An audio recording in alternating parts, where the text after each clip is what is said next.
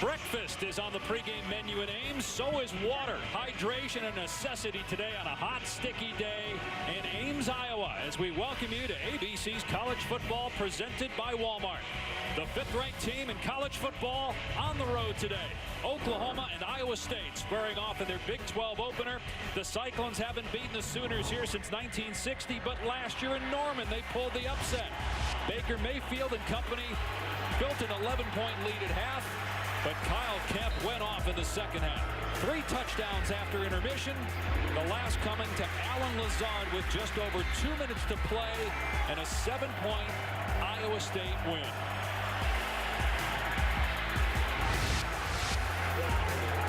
Welcome to the booth. Dave Pasch alongside Greg McElroy, Tom Lugan, Bill in a minute. We certainly want to send our thoughts and prayers to those affected by the storm, which has forced the cancellation and postponement of a dozen games or so. Greg, last year Oklahoma had one of the best offenses in the country. They had Baker Mayfield, who won the Heisman and was the #1 pick in the draft. But is it possible that with Kyler Murray, a dual threat at quarterback, that they're even more explosive here this year? Kyler Murray's outstanding, and he is, at any one given time, the smallest player on the field, but he's also the most exciting. This offense has transitioned a little bit. They used the RPO last year, run pass option. Now it's more just run option. Still have the counter read play right here. You can see reading the end man on the line of scrimmage, and he is put into space. That space used to be occupied by a slant by Mark Andrews. No longer, because Kyler Murray does a great job of reading the zone read in the backfield. Yeah, he certainly does, and here's why, Greg. When he gets the snap, he doesn't bring the ball to the back. He puts the ball here, so when the back approaches stop, he makes that read, and you avoid any miscommunication on whether you should give it or keep it. So now when he comes through, this is an RKO, run-keep option. That's Kyler Murray, the quarterback for Iowa State. Kyle Kemp, the hero last year. He's hurt. He's not playing today. So Zeb Nolan makes his second career start for the Cyclones. We'll be back with the kickoff after this message and a word from our ABC stations. 84 degrees at 11 a.m. local time. It feels like 90 with the humidity. Fifth-ranked Oklahoma and Iowa State. The Cyclones' first game got canceled because of weather, so they started on the road at Iowa last week, so a very difficult schedule to start the season. Meanwhile, Oklahoma crushed FAU and UCLA. Iowa State won the toss, and the Cyclones will get the ball first.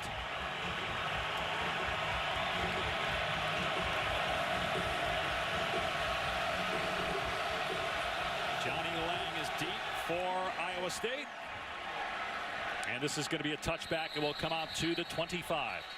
So we mentioned Kyle Kemp, the hero from last year's win over Oklahoma, gets hurt against the Hawkeyes last week. An injured knee. They said all week that he was day-to-day, but he will not go today. So Zeb Nolan, who started a game last year when Kemp was hurt and beat Baylor. He also came in relief of Kemp against Oklahoma State and played well. Sophomore from outside of Athens, Georgia, will get the start today at home. Kemp, a very cerebral player. He will be missed today, but coaches are high on Nolan, and they're going to keep it on the ground with their best player, David Montgomery, taken off on first down. One of the best running backs in the Big 12, a gain of 16.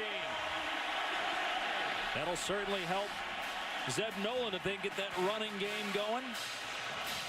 Nolan played for his dad in high school. His dad, a former quarterback himself at Appalachian State.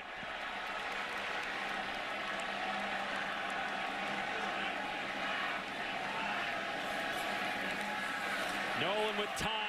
Floats it up there for 6'6" Hakeem Butler. 24 yards. Zeb Nolan was described by this coaching staff as a confident young man. Almost too confident, they said, from time to time. He's going to push the ball down the field to these big wide receivers. Right there, getting off to a nice start by hitting Butler. So in 2 plays, they're already inside the OU 35. Here's Crony, the #2 running back, and he's dropped after a short gain. Told you that Zeb Nolan is from Athens and played for his father. His dad did not make the trip today, concerned about the weather, obviously, and that's why he wasn't sure he'd be able to get back home. Zeb was a great player in high school from Watkinsville, Georgia. As we mentioned, played for his father. Thrown 11 passes this year. Had an ACL injury 2 years ago. Threw 66 passes a year ago. On 2nd and long. Crony into a wall, dumped at the 31, only 2 yards. Amani Bledsoe made the hit.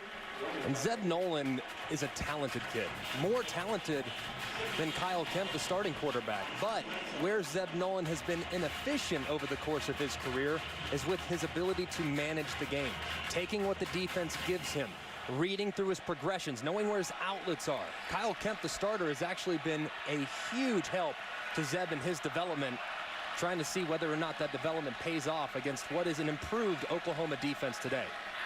And the first test for him today. OU brings pressure on 3rd and long. Nolan gets the pass away. And a nice open field tackle on Chase Allen. That was Mark Jackson in coverage, making the stop. And so it's 4th down and about 4. They're going to keep the offense on the field, it looks like. What do you think of this decision? I like it. And you have the number 5 team in the country where field position doesn't really matter, and field goals are not going to beat the Sooners. You have to be aggressive on the offensive side of the football.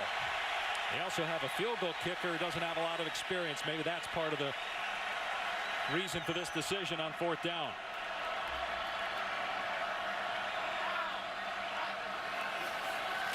Nolan taking a shot here, overthrows the receiver. Tried to hit Matthew Eaton, who is in one-on-one coverage with Parnell Motley. It's kind of an interesting call there on 4th and 4 to take a shot down the field.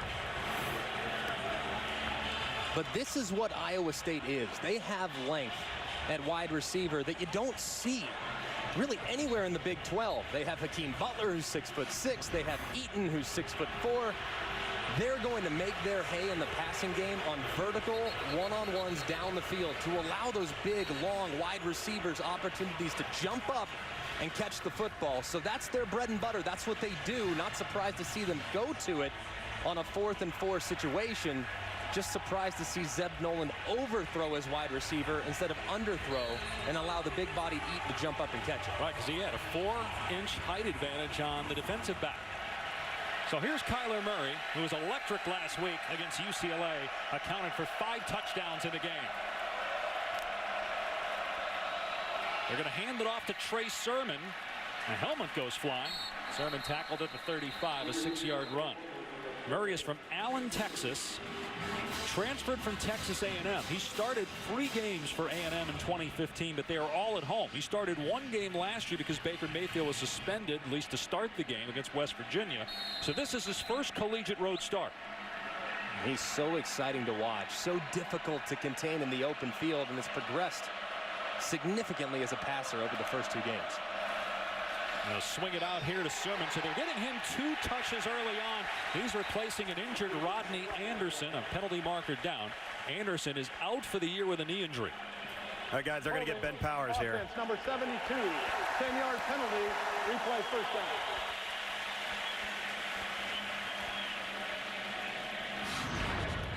Let's keep an eye on Ben Powers.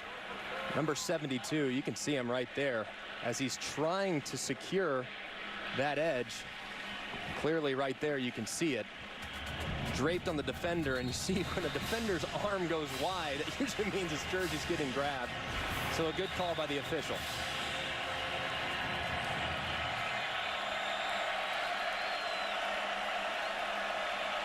So it's 2nd down and 14 for Murray. He's going to take off here. He's an incredible athlete past the 30-yard line. And the top 10 pick of the Oakland A's in the most recent Major League draft. Got a signing bonus of $4.6 million. In fact, he's making almost as much as his head coach, and he's making more than Iowa State's head coach this year. It's amazing. He's a special talent, man. So versatile. Watching him in high school, I know Tom covered them closely as our recruiting director nationally. He's as good a high school quarterback as many say they've ever seen, and is so incredibly elusive. And like I said a second ago, has gotten better each and every year as a passer. The crowd revved up here for 3rd down and 5. Murray going to swing it out to Brown and makes the cut to get the 1st down. They're going to mark it at the 40-yard line. His forward progress took him past the line to gain. Good job by Brown, understanding how much yards he needed for the 1st down. Also, you got to give credit too to Greg Eisworth, the safety for Iowa State. Tackling Brown in the open field is almost impossible. Everyone's learned that over the last 2 years, but Eisworth was able to bring him down for minimal yards, but still a fresh set for the Sooners. This is a defense that fundamentally sound. They play awfully hard for John Haycock, the defensive coordinator. On 1st and 10, Sermon gets the call again. Makes one guy miss, forward for about 4 yards. So Kyler Murray was a terrific high school player. He never lost a game as a starter. National High School Player of the Year in 2014. We talked about his time at Texas A&M. He threw more interceptions than touchdowns. Transferred to Oklahoma and is a junior in terms of his eligibility. Play fake. Murray looking. Now takes a shot down the field.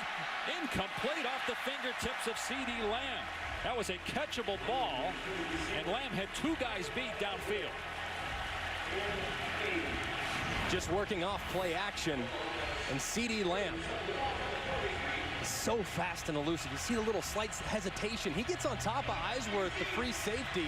Just a little bit more air under that football to allow Lamb to run underneath it, and that's a touchdown. Little adrenaline going early on the road for Kyler Murray led to the long incompletion. Picked up a 3rd and 5 earlier on this drive. On 3rd and 7, Murray with time again. Wide open in the middle of the field for a 1st down as Marquise Brown gets a block. Past the 20. And to the 10-yard line. A 47-yard pass play on 3rd down and 7. You're going to see just gigantic disappearance in the middle. You see mesh routes underneath, and Murray actually works over the middle to Brown, which is the 3rd guy in the progression, and Brown does the rest. You mentioned how good he is in the open field. He's the fastest guy out there, and he's so difficult to contain and has really progressed and become a more well-rounded receiver this year, where he's willing to go over the middle and is a lot more exceptional when making tight, contested catches with really tight coverage. 1st and goal from inside the 10-yard line. Here's Sermon. Stumbles, but keeps the feet alive. Down to the 3-yard line. He's looked good running the football so far. Sophomore from Marietta, Georgia. Replacing the injured Rodney Anderson. That poor kid, he's had so many injuries. He missed most of 15 and last year. Anderson thought this was going to be his year to go off. He did make the trip today to Ames. So disappointed to see him go down last week. He's one of the best backs in college football, and he really is. And there is a drop-off from Rodney Anderson to Trey Sermon. Now, Trey Sermon actually had more opportunities in the beginning of the 2017 season, but he was a little banged up in the spring, and he's trying to regain his form here in week 3. On 2nd and goal, Murray rolling out. And now Murray throws it away. Calcaterra was in the area, but looked like Murray knew he was going to run out of room, so he just threw it in the dirt. I tell you what, Greg, the thing about Kyler Murray is what we've seen poise, we've seen pocket movement, we've seen him, despite his diminutive stature, see the field well, and then understand the situation in the red zone. Don't take risks with the football, live to play the next down, get to this critical 3rd down right here. And also, too, Tom, the play is never over when he's on the field. You might think he's contained and he'll make something miraculous happen, so you have to play all the way through the whistle when Kyler Murray's a quarterback. 9th play of the drive. Murray with time. Now the pocket breaks down. Murray passes back into the air, incomplete. Deflected at the line of scrimmage, and it's 4th down.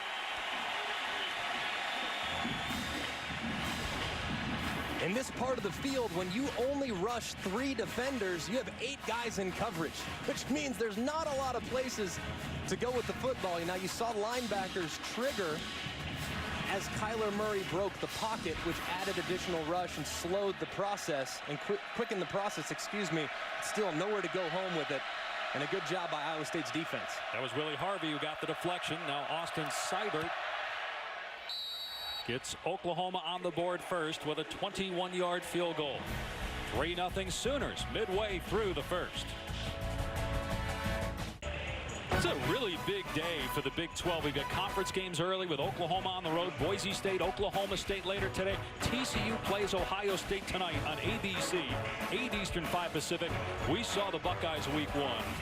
I know Urban Meyer is not back full-time, but under Ryan Day, they haven't missed a beat offensively. No, they haven't. And Ohio State, just talent-wise, just 1 to 85 scholarship players, rivals anybody in college football in talent. They are exceptionally talented. But they're going to be playing against an extremely well-coached TCU team tonight that has a knack for playing teams very close. Although we all think that Ohio State's going to smoke them with that said, right? Well, David Montgomery, as good of a player as he is, he was such a joy to talk to yesterday. His eyes lit up when we brought up his young friend Hunter Erb, a 6-year-old who has a rare disease called pulmonary vein stenosis. And Hunter came to practice one time. David Montgomery brought him in there, gave him the football. They watched him score. He's kept in touch with him. He goes and visits him. Because of the disease, Hunter doesn't come to the games. There's no cure for the disease. He would need either a liver or heart transplant. Montgomery says he's always thinking and praying for him. First down on the Iowa State 25-yard line. Here is Montgomery. He drags a defender with him for 2 yards. I really have enjoyed watching him progress over the last year and change. And Montgomery's developed into one of the best backs and one of the most underrated backs in the entire country. He reminds me a lot of Rex Burkhead, where he's very good in the passing game. He can be used as a wide receiver, and he always seems to be falling forward. He's an exceptional player for the Clones. Play action here for Nolan on his second series, and throws a strike. See where they spot it. Catch was made by Matthew Eaton. He'll be just shy of the line to gain. 6-yard gain. Here on 3rd down and short, this is where you'd usually see Montgomery as Iowa State rallies to the line. And it will be Montgomery trying to pick a hole. He found the right one. Shakes a tackler. And out of play near midfield. Great vision that time by David Montgomery. Yeah, the play's designed to go inside and follow Seambuckner, the fullback, but he sees a lot of space on the perimeter because of the collapse by Oklahoma's defense, and he hits it. Big gain for the Clones. Already been in Oklahoma territory once. Nolan with single coverage going for Butler. Overthrows him again. And if you got guys 6'6", 6'7", you got to give him a shot. That was Motley again in coverage on the big receiver down the field. You have to give him a chance. And I know it's a second start. Believe me, the juices are flowing. He's fired up.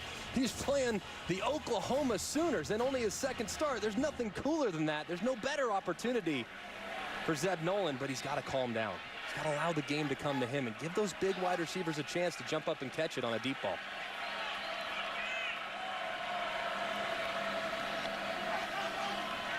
Nwangu is the running back here on 2nd down and 10. It's a bad snap. Nolan did a good job to pick it off the field. Nwangu with a beautiful cutback, and he is close to a first down. Sophomore from Frisco, Texas, Kene Nwangu. He missed last season with an Achilles injury, but 2 years ago he was a very dangerous kick returner. Yeah, he's playing at a different speed than David Montgomery. That is a great 1-2 punch, because I'm not so sure that same cut could have been made by Montgomery and gotten that type of gain.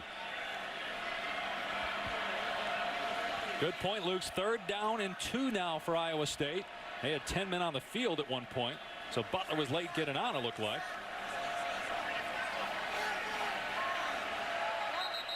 Yeah, timeout right there. That's just the inexperience of Zeb Nolan. I mean, you didn't have enough guys on the field. You're trying to get motion. You have to call timeout. Good job by the coaching staff of Iowa State. College football on ABC is presented by Walmart. Discover more ways to shop at Walmart today. And in part by Allstate and the Allstate AFCA Good Works team, recognizing athletes for their charitable work. Visit ESPN.com/Allstate to learn more. The Iowa State faithful out here on a hot, humid day, hoping to see history. Iowa State has not beaten Oklahoma here since 1960. That's 23 straight losses in Ames to the Sooners. They beat them last year in Norman to snap an 18-game losing streak. How about this formation here on 3rd down and 2? They got 5 guys all stacked behind one another. Now they shift everybody, so they're just messing with the defense. And this is going to be Wildcat with Montgomery now at quarterback. Nolan split out wide to the top of your screen. Run a little option. Montgomery. And a flag down. Montgomery tackled short of the line to gain. So all that window dressing, and it doesn't work.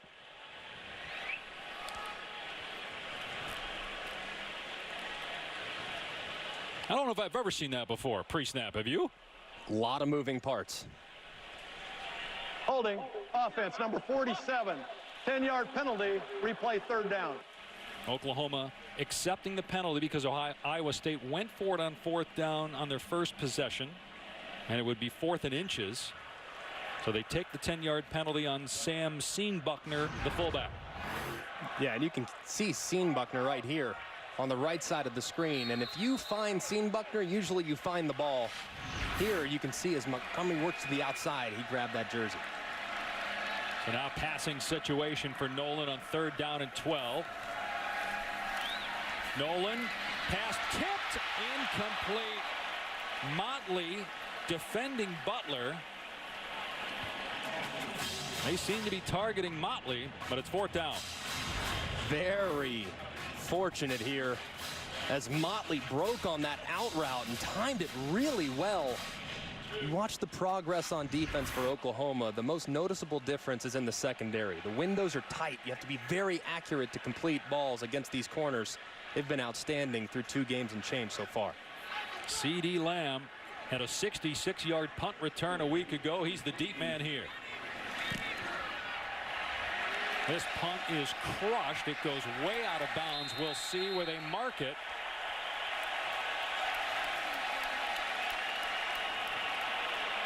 At the 10-yard line. 3-0 Sooners. With the 9th selection of the 2018 MLB Draft, the Oakland Athletics select Kyler Murray. Kyler Murray deciding, you know what, I want to play a little college football while I can. Got that $4.6 million signing bonus from the A's. You look at his numbers from Oklahoma. He can do it all. He's got speed, got a little power. What's amazing is the A's are like known for their ability to draft big-time prospects. Clearly, I mean, Billy Beane and company, a lot of faith in the upside that Kyler Murray has on the diamond. I'm excited to see him. I really am. It's fun to have him in football for 1 season, though. First down on the 10-yard line. And Murray's going to hand it off here. And stumbling is Sutton and taken down at the 8-yard line. I love what UCLA head coach Chip Kelly said last week about Kyler Murray. When he was asked what he thought of Murray, he said, you know what, I'm really mad at Billy Beane. If he'd have given him $5.5 million, he wouldn't be playing. He would have taken the money and not be playing college football. He lit him up last week. 3 passing touchdowns, 2 rushing scores. Lane Kiffin echoed that sentiment, too, in the first game of the season. But for us as college football fans and enthusiasts, I know we're all excited to see number 1 for the Sooners out there at quarterback. No doubt. 2-yard loss on first down. So Murray going to take off here. Gets outside. And he gets crunched at the 15-yard line by DeAndre Payne. So 3rd down, which hasn't been an issue here in the first quarter for Oklahoma yet. You have to wonder with the loss of Rodney Anderson if there's going to be more quarterback designed runs like that throughout the course of the Big 12 slate. Here in the 3rd and 4, where it was all about the passing game last year and Baker Mayfield's arm, you have to account for both the run game and the passing game with Kyler Murray in there at quarterback.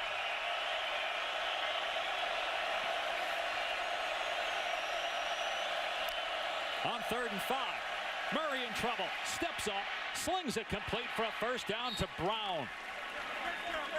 3 catches already for Marquise Brown.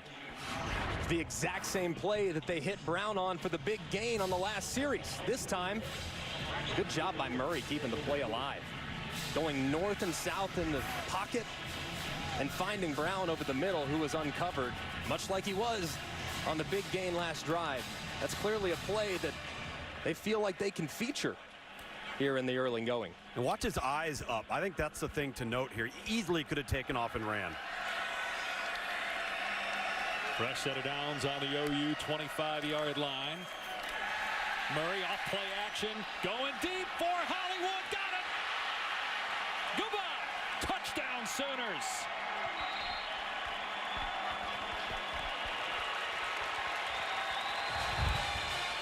"75 yards to one of the fastest guys on the field."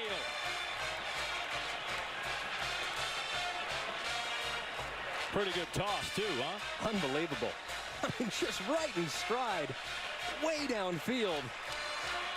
Great play action, great chemistry between Brown and Murray.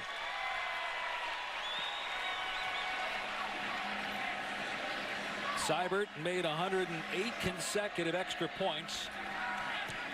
Make it 109.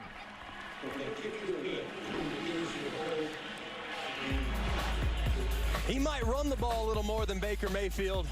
I'll tell you what, through the first 3 games, he's throwing it a lot like Baker too, hitting Hollywood Brown in stride as Murray loves it.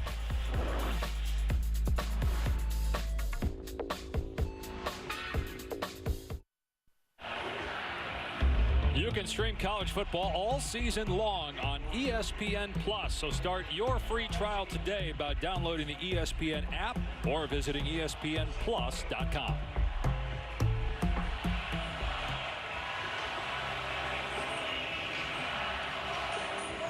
(10-0) Oklahoma.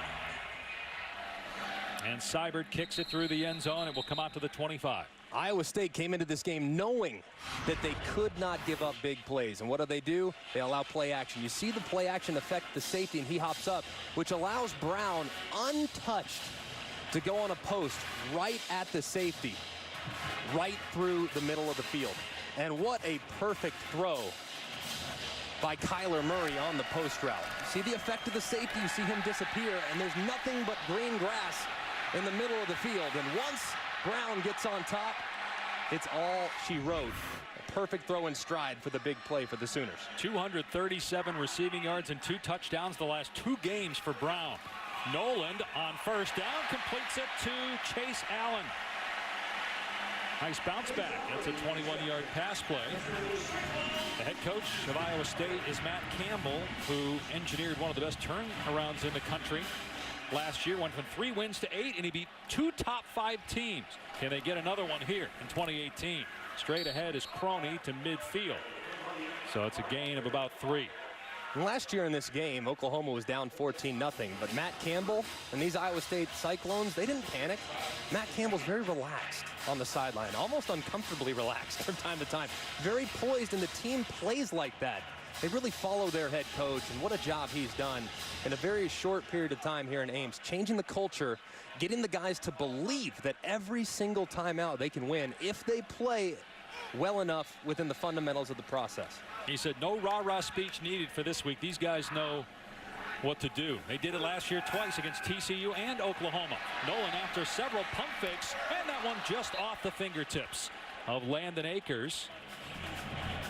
Lost his shoe, and maybe that distracted him as he tried to make that catch. A one-handed, one-shoe catch almost. I mean, I like it. I mean, it's a good effort on the layout. You see him try to get up and that foot slip back. You lose a little traction when you lose your spikes. Pretty impressed with Nolan there too in terms of some poise in the pocket. Yeah, he hung in there. Brought his eyes down, yeah. Pass was catchable too, Tom. Yep. Oklahoma's been very good on third down. Iowa State not so much. Third time though, they've either been to midfield or crossed it here in the first quarter.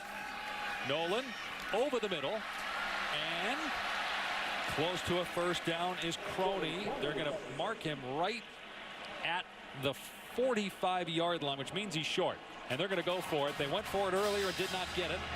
This is 4th and 1. Now they back off. We'll see if Matt Campbell uses a timeout. He's going Oklahoma. to. No, it's Oklahoma called a timeout. Oklahoma, their first of the half. It'll be 30 seconds in length.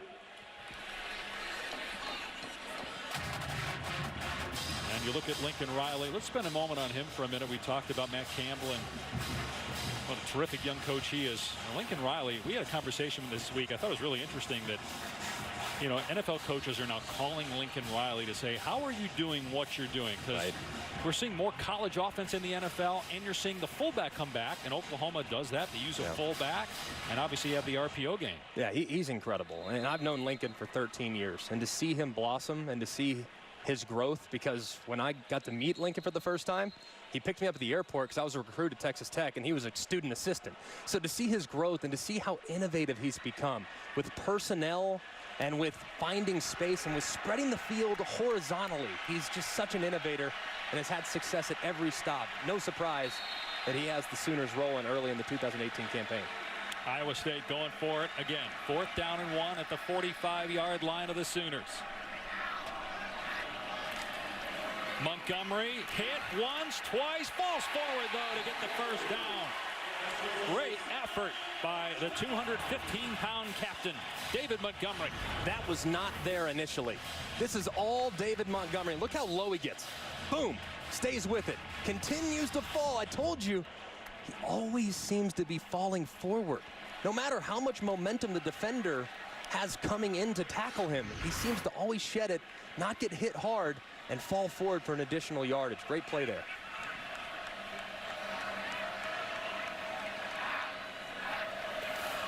Nolan will throw it here. Pulled in. Butler makes a man miss. Another Iowa State first down. Butler needs to be big for Iowa State, not just today, but throughout this season. They lose Alan Lazard. He was their leader. He was their go-to guy in the passing game. Butler has that potential, just needs to deliver on some consistency. Iowa State moving on Oklahoma's defense for a third time. Swing pass out in space. Great tackle on Deshaunte Jones. That's the true freshman. They call him Buki. His name is Brendan Radley Hiles, the preseason Big 12 newcomer of the year. How do you have a preseason newcomer of the year? Isn't that the whole reason?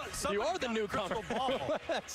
That just goes to show you how much acclaim he had coming into school. And talking to defensive coordinator Mike Stoops, he's very excited about the freshman, not just Buki, but Ronnie Perkins and a few other freshmen that are really working into the mix, trying to change the defensive culture for Oklahoma. That was a 3-yard setback, so it's 2nd down and 13. Nolan to the air. Has time, slings it complete to the 20-yard line to Jones. Down at the 18, 17 yards and a first down. They're in the red zone now. They're starting to use a little tempo too. Have the crowd into it, have some momentum. Trying to take advantage of that now as they hustle to the line. And Oklahoma late getting a sub on. Iowa State fans are upset right now because the Cyclones are ready to go up tempo. The officials had to wait for the substitution. Montgomery goes high up in the air. Pinballs forward to the 14-yard line. How big was that 4th down? Because if they don't get it, Oklahoma with a relatively short field, if they score another touchdown, the game might be over. Now the Cyclones on the move with a chance to make it a 3-point game. See if they run another play here or just let the clock wind down in the first quarter.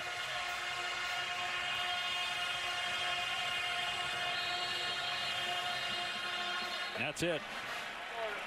10-0 Oklahoma through 1 quarter in Ames. A 75-yard touchdown pass by Kyler Murray, who has looked phenomenal here in Ames. Back after this message and a word from our ABC stations.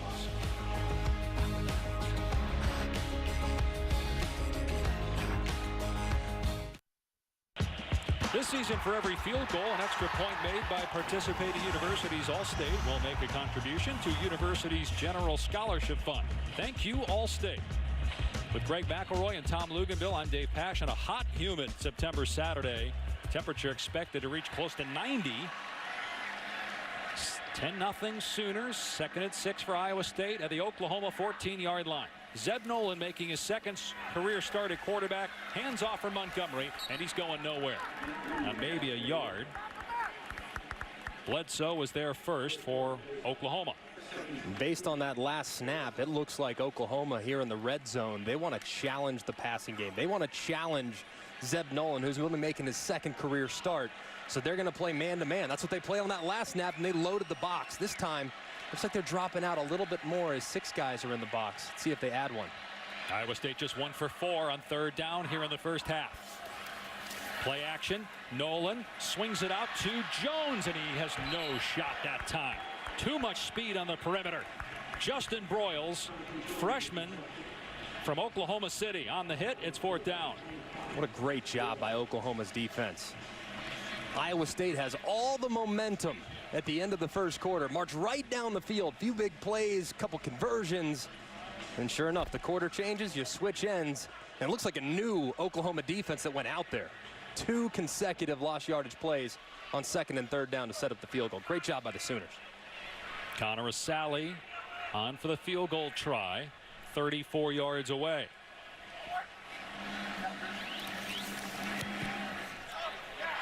And he's now 2 for 2 on the season. Iowa State on the board. 10-3, Oklahoma.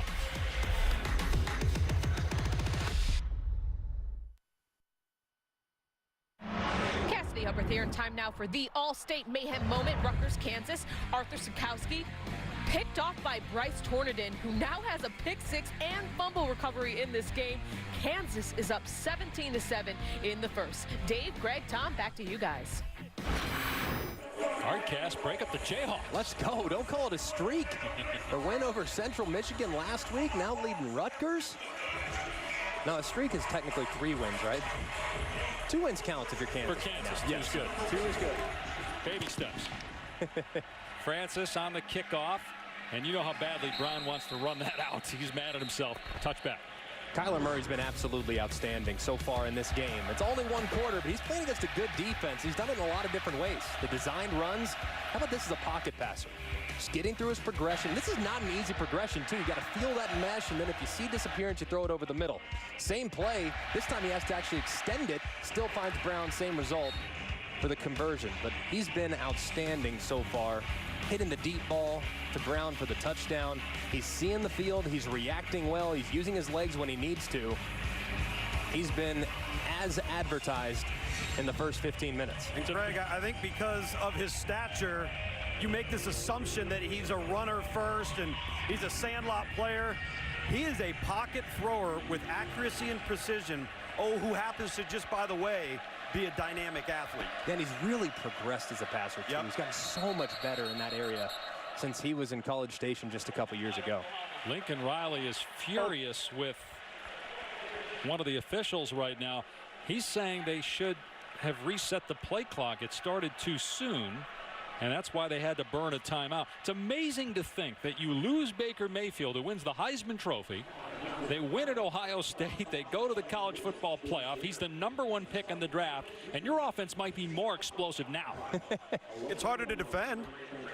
It's just a challenge to keep him contained. Yeah. And they're so reliant on the big play that if you hit just a little slant, might be to the house. It's not not a lot of teams have that explosiveness at wide receiver between Lamb and Marquise Brown and the running back tandem that they're going to be using moving forward. They just have so many different ways to beat you and to put you in conflict defensively. You can see the statistics since Lincoln Riley got to Norman. They're off the charts, and it should come as no surprise given Lincoln Riley's track record everywhere he's been.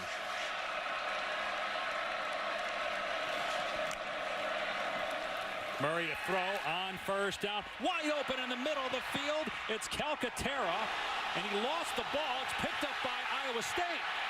Recovered by Richard Bowens at the 49-yard line. And it's going to be Iowa State ball. That's the ruling on the field. A catch and a fumble. Calcaterra coughs it up. Wow. What a change Throwing on in the field is a momentum. completed pass and a fumble recovered by the defense. 1st down. I think, yeah, it's out. Ball's out right there. You can see it. Wow, a huge play offensively. Greg Eisworth, again, a big hit.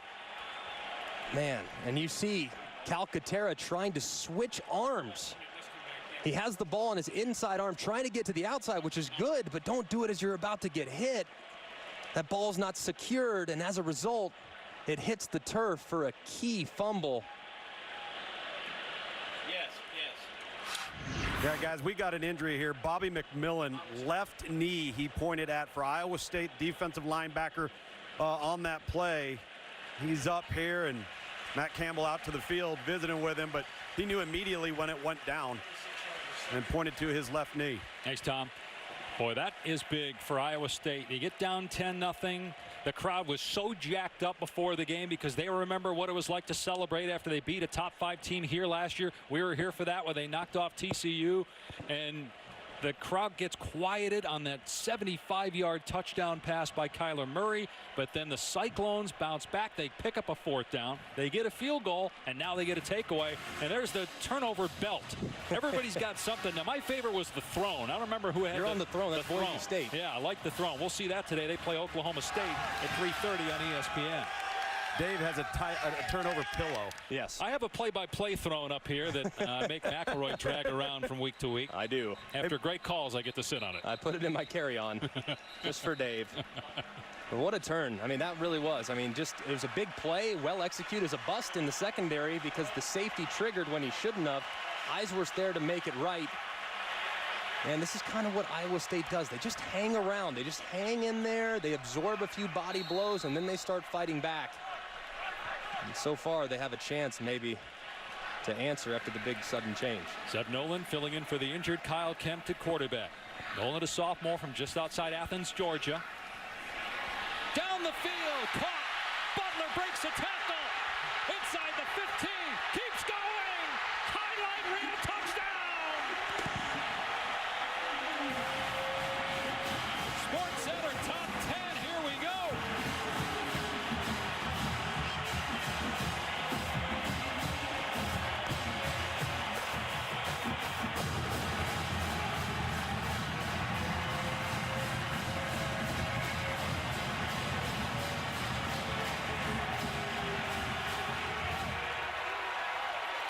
He's hard to stop. First of all, you got to keep him from catching it. Then you got to tackle a guy. It's 6'6", 225.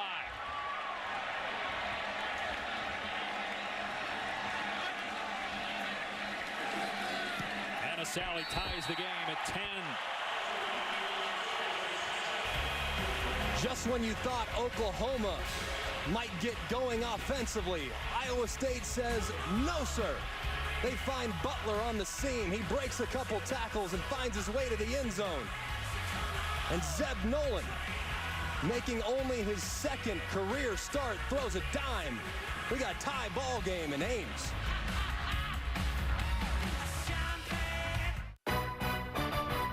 College football presented by Walmart on ABC is brought to you by Pacific Life.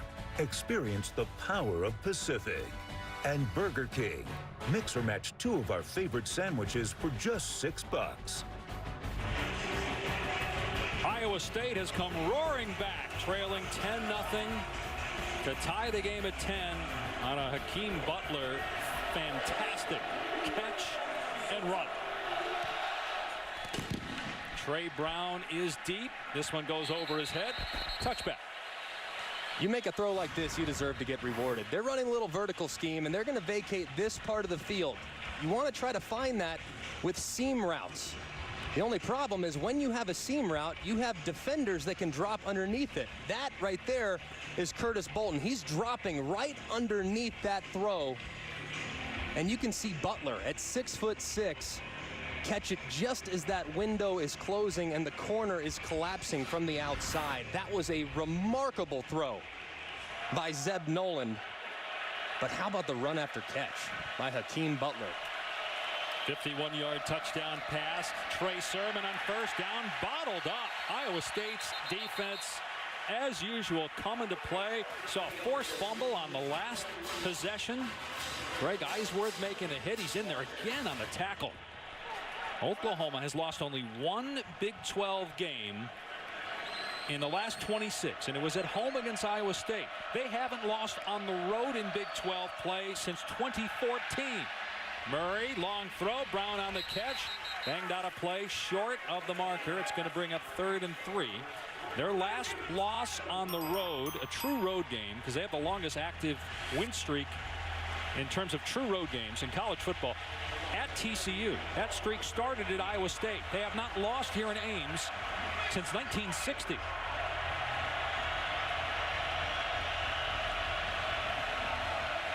The big play right here. Don't be surprised if Oklahoma opts to keep it on the ground against what looks like a pretty advantageous run formation defensively for Iowa State.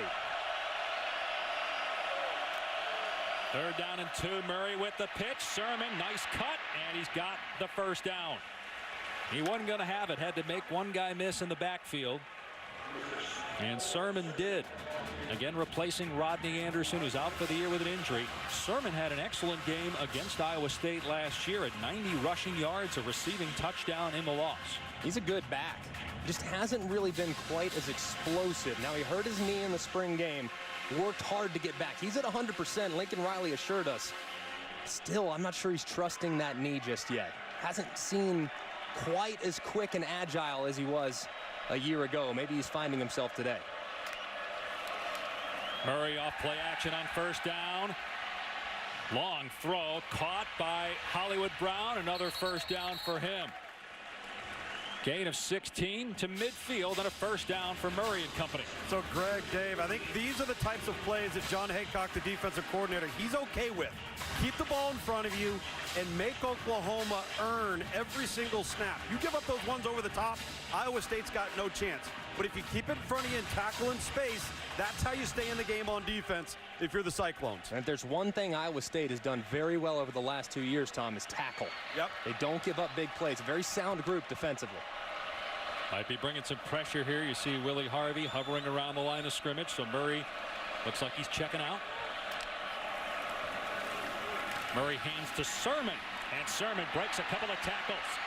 Down to the 35-yard line. 15 more yards.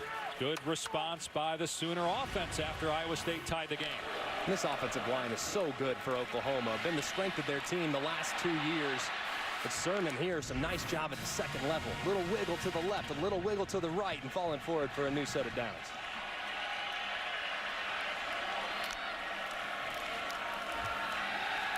Murray pulls it back, in trouble, flag down, and so is Murray. 2 penalty markers on the play. Murray tripped up by true freshman Mike Rose, who's their starting middle linebacker, replacing the heart and soul of their defense from a year ago, Joel Lanning. First true freshman to start an opener for Iowa State on defense since 2006. He's like, man, I'm tired trying to chase down Kyler Murray and get him to the ground. 2 fouls on the play, 1 on each team. Holding on the offense, number 74. Holding on the defense, number 33. Those penalties offset. Will replay 1st down.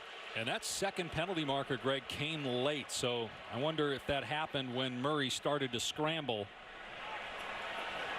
But the first call, the clear hold by Oklahoma, was very early on.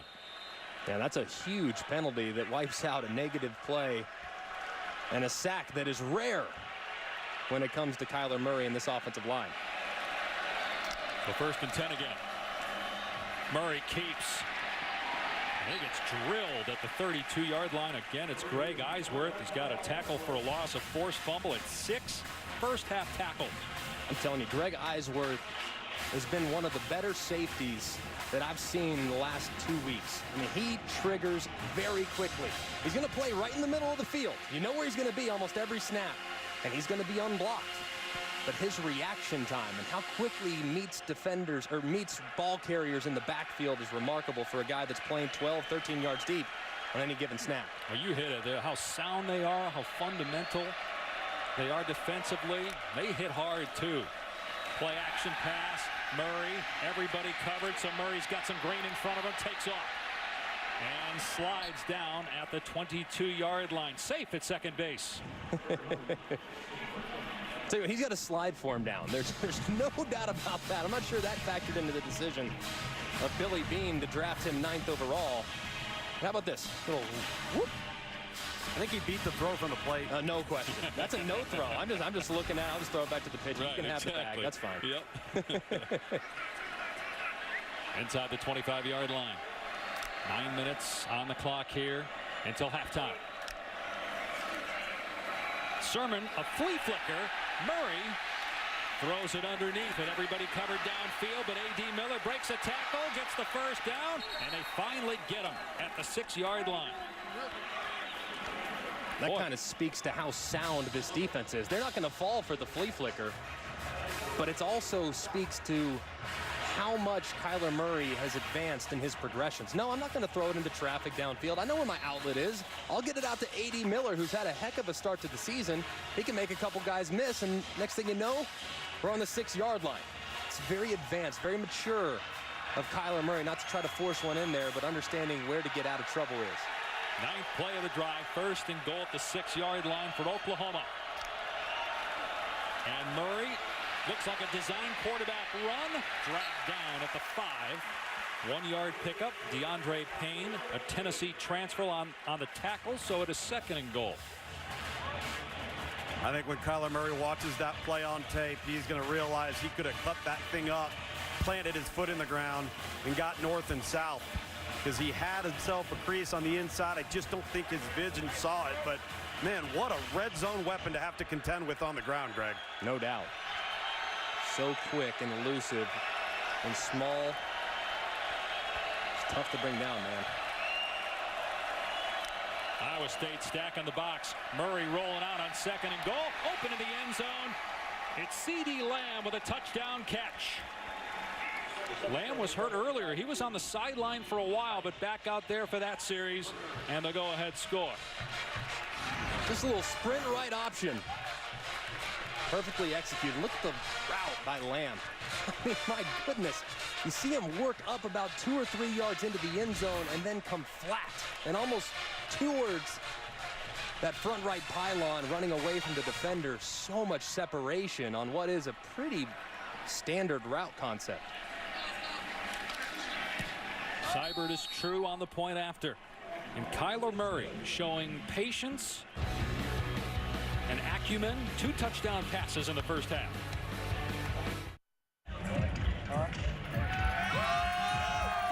This season, Taco Bell is celebrating student sections and passionate fans like these by awarding the best student section of the year. The Iowa State student section already on the national watch list. Go to ESPN.com/Taco Bell to see how your school can compete. A little quieter than they were about 3 minutes ago, but still fired up, hoping for an upset today. Oklahoma's offense looks unstoppable right now. Kyler Murray already 2 touchdown passes in the first half. And Seibert kicking it deep for Oklahoma. And it'll be a touchback. By the way, Tom Luganbill was at Taco Bell earlier today running an errand for the students.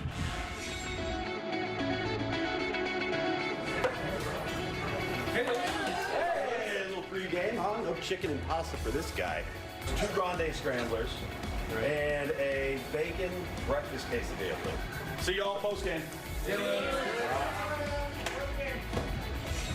Hey guys, what do you think right here, huh, burrito? Let's see it. Let's see it.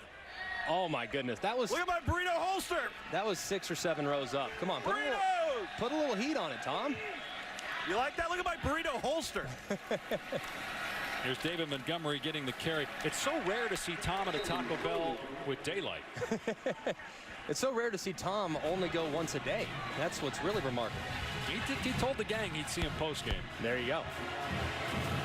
I thought Tom would get a little higher in the stands. That was 6, 7 rows. Yeah, that's weak. Yeah, a little weak. Is there a headwind? Gotta be a headwind. I didn't eat my Wheaties today. I promise you there's no wind. But I ate Taco Bell. Hot, humid, and no wind blowing down on the field. 2nd and 6 for Iowa State midway through the 2nd quarter, trailing by 7. Here's Montgomery off the right edge.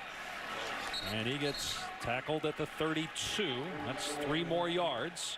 So 3rd down. Can the Cyclones, who have not been great on 3rd down so far in the game, keep the chains moving and keep that Oklahoma offense on the sideline? Yeah, very important here, this play, because that defense just withstood a massive drive. They're breathing heavy on the sideline is that Iowa State defense. So they have to get a conversion here And if I'm going to try to convert, I got to find one of my best players. The best player today has been Hakeem Butler, number 18, at the bottom of your screen. 1 of 5 on third down today. And they're going to run it with Montgomery, and they get the first down and more. Boy, David Montgomery, just a solid back. He led the country in missed tackles forced a year ago. I'm not sure how they calculate that stat, as there's an injured Oklahoma player. It looks like Curtis Bolton, who's one of their best linebackers. So we'll take a timeout. Oklahoma in front by 7.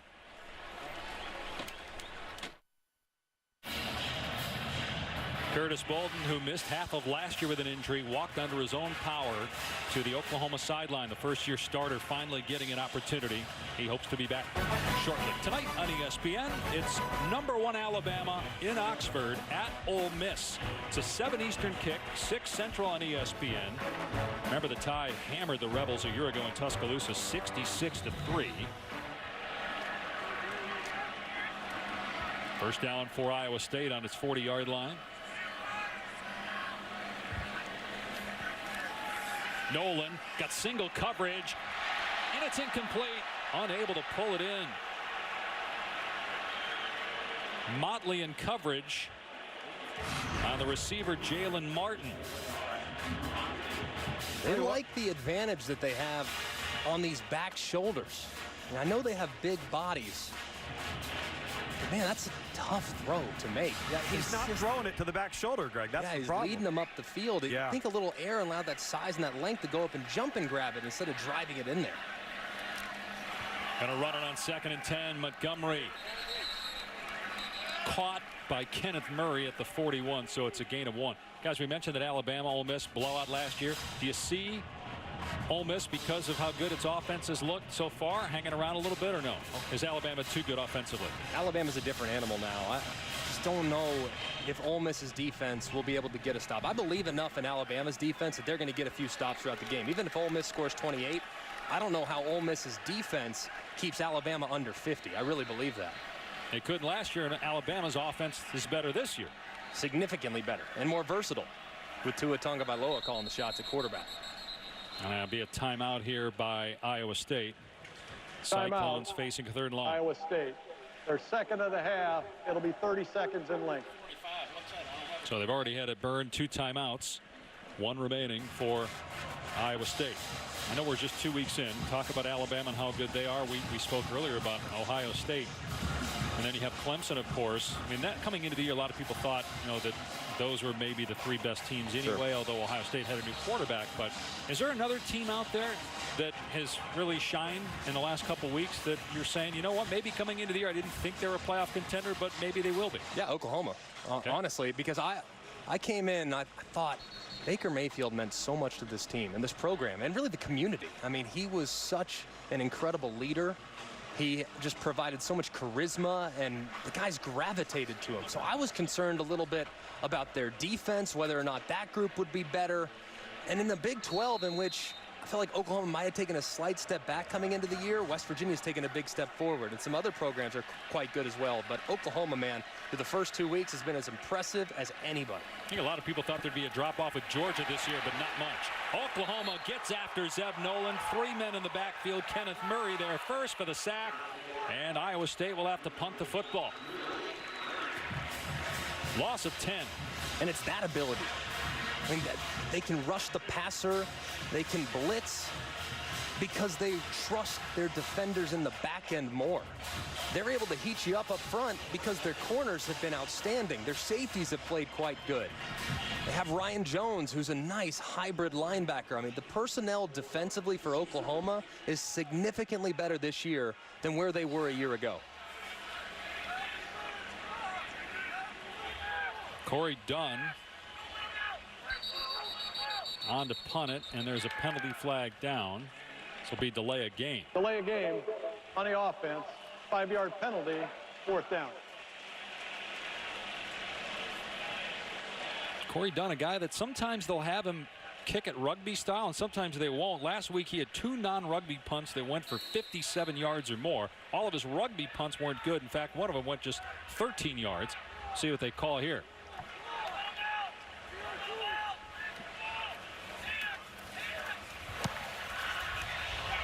CeeDee Lamb is deep for Oklahoma, and he's able to secure it on the fair catch at the 26-yard line. That was a 48-yard punt that time on the normal style boot. Take a look at our college football rankings brought to you by Allstate. We mentioned Bama. Clemson already in front. Georgia up big on Middle Tennessee. Just scored again 35-7. Auburn LSU, big game at 3:30. What about Stanford? Talk about a team that, because Washington was considered the favorite of the Pac-12 and still might be, not a lot of people pick Stanford as a playoff contender, but they look good early on. Yeah, that might be, of all the teams in the top 10, we might be talking about Stanford less than any of the other 10, because they've been solid the first half against San Diego State notwithstanding, but the last 6 quarters they've been outstanding. They really have. Kyler Murray hands it off to Sutton on first down. Takes a defender for a ride out to the 30-yard line. So 4 yards on first down. 1 timeout remaining for Oklahoma. Nearing 4 minutes to go. Sooners trying to add to a 7-point lead. And Tom, I know in prepping for Oklahoma this week, just watching them, you knew their offense would be solid. You worried a little bit about replacing Baker Mayfield. Right. Would Kyler Murray be able to shoulder that load?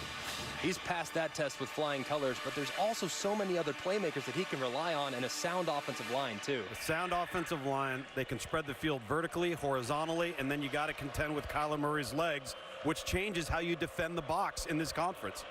And this is going to be a run because he widened it out. There it is. Yep. In his first collegiate road start, Kyler Murray taken off out to the 41. 11 yards on the ground for Murray. And 2 rushing touchdowns a week ago in their win against UCLA.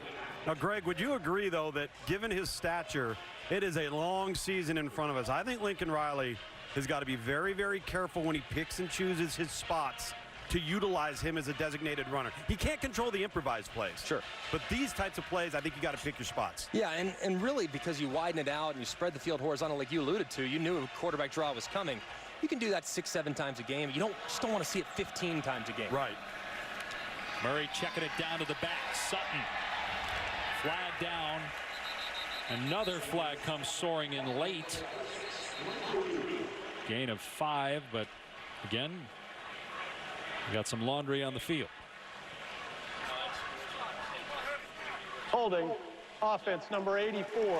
10-yard penalty from the spot of the foul. Replay first down. So 2 officials saw the same thing. It was Lee Morris, former walk-on who got a scholarship just 2 weeks ago after they beat FAU. His dad was a walk-on who earned a scholarship late at Oklahoma. Morris called for the penalty. Him and Calcaterra, they're matchup nightmares because they're listed as tight ends or wide receivers, but really wideouts. I mean, they're not your traditional tight end, nor was Mark Andrews. But what do you cover him with? Safety, linebacker? Morris and Calcaterra, they put some stress on the defense as well. Morris, a high school teammate of Kyler Murray. Murray to throw as all day. Now takes off with everybody covered. And he's up to the 37-yard line. So he picked up only 3. Iowa State will take that. Yeah, but he doesn't lose 7. Yeah. 90% of the quarterbacks in college football, it's a sack. Yeah. The pocket collapses like that around you, and you're going to just get dragged down at some point. But he's so quick and accelerates so fast and can just sneak through holes within the protection that you kind of lose him sometimes as a pass rusher. And next thing you know, he squirts out for a 5, 6, 7-yard gain. That was well contained, but still a positive play in the eyes of Oklahoma.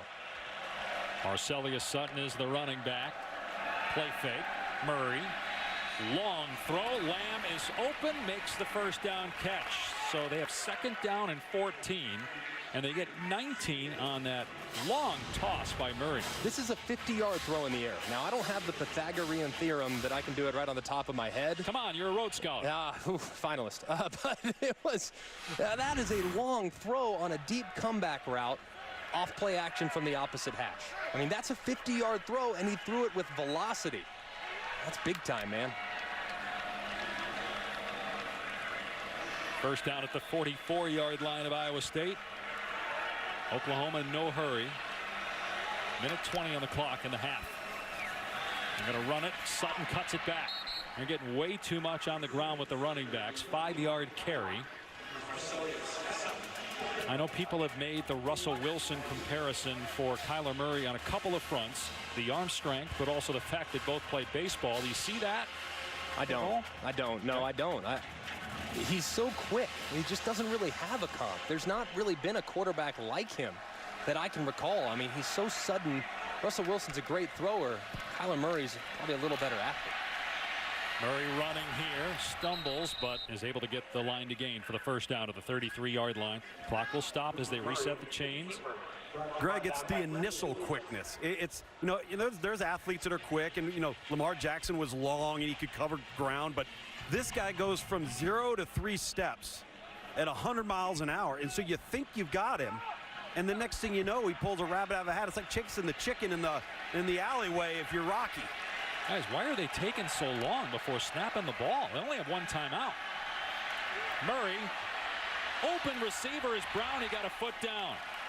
So it'll be 1st and goal, and they'll be able to run 2 or 3 plays with 15 seconds left. Ball on the 7-yard line, a gain of 26. Yeah, they were taking their time, but it's because they have big playability. They just had one snap where they can pick up a huge chunk, and now they're going to have 3, potentially 4 snaps to maybe get into the end zone, and if they don't get it on the first 3, they'll kick a field goal. I mean, it's... And for Iowa State's defense, you gotta hold them to 3. You have to. You have to try to hold them to 3, because last year in this game, Iowa State actually seized momentum right before the half by going down and getting the score themselves. You don't want Oklahoma to do it here. Murray to the end zone, passes high, incomplete. Willie Harvey drilled Kyler Murray as he threw that ball trying to hit Calcaterra. 10 seconds to go. And with a timeout, too, you could, in theory, run the football if you wanted to. Now, you have to also understand that your 3rd down play has to be into the end zone or incomplete, but if you wanted to run the football and you wanted to spread the field horizontally and you felt like you had favorable numbers in the run game, you could do that and use your last timeout before you take a shot to the end zone on 3rd down potentially.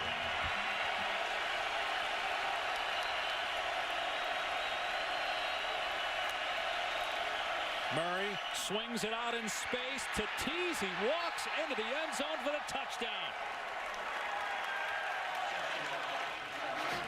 3 first-half touchdown passes for Kyler Murray. That one to Miles Tease, a senior who had not caught a pass this year. Prior to that, he did have a couple touchdowns last year.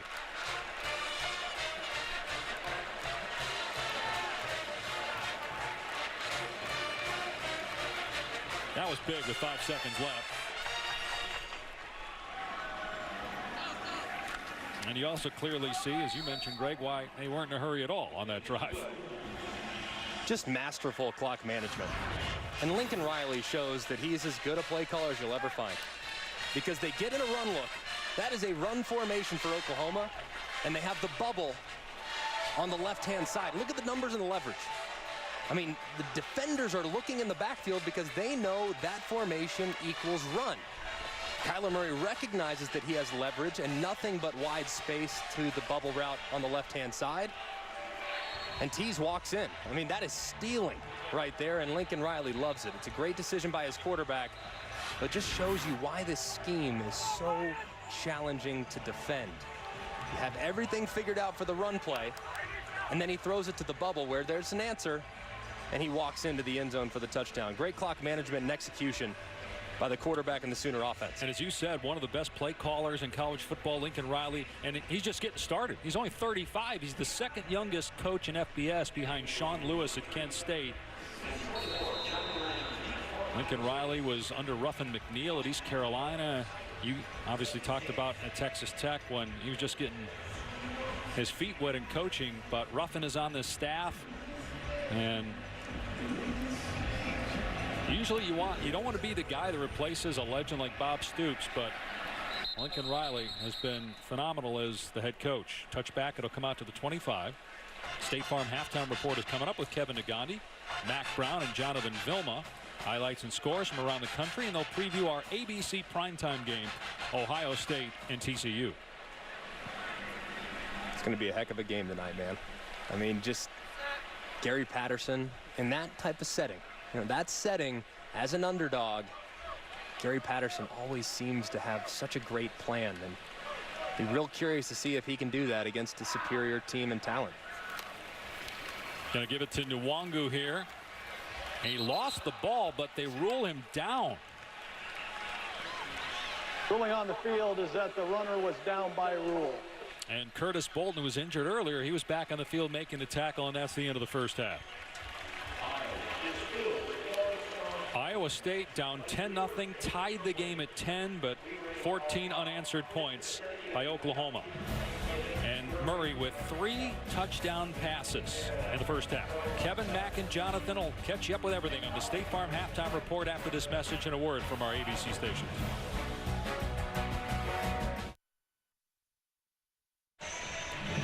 Welcome back to ABC Saturday Afternoon College Football, presented by Walmart. The Oklahoma Sooners on pace for 700 yards of total offense.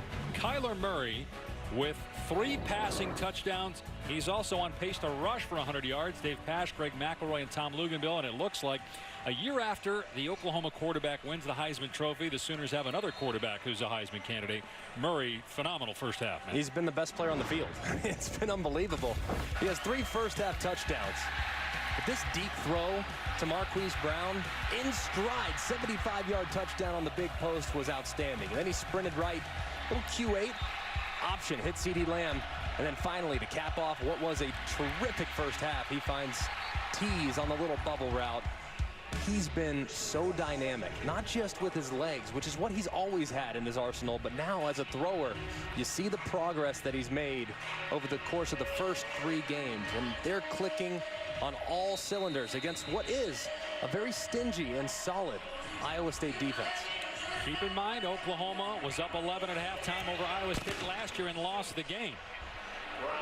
And on the pooch kick, fair caught at the 31-yard line. Take a look at our Pacific Life game summary. Kyler Murray with 3 more passing touchdowns, giving him 8 on the season. He's only thrown 1 interception. And David Montgomery had a couple of good runs, but for the most part has been bottled up. Oklahoma's defense got after the quarterback as well. Zeb Nolan, who's starting for the injured Kyle Kempt. But it wasn't a terrible first half, really, on either side of the ball for Iowa State. Just Oklahoma's that good. It was very impressive. Really, I mean, Iowa State didn't even play bad, and yet just further proves just how good Oklahoma is. Sermon on first down, up the middle. Picks up 3. Let's check in with Tom. Well, Iowa State head coach Matt Campbell said, hey, we can look at the obvious. Missed tackles, big explosive plays. He goes, but the bottom line is, this is deja vu. We've been here before. He pointed to the scoreboard. We did this exact same thing last year. Said, I know one thing about my team. They'll keep playing. No doubt. The way this team is coached and the type of kids they have. Murray with all day to throw, receivers all day to run around. Brown on the catch. It's a first down to the 42-yard line.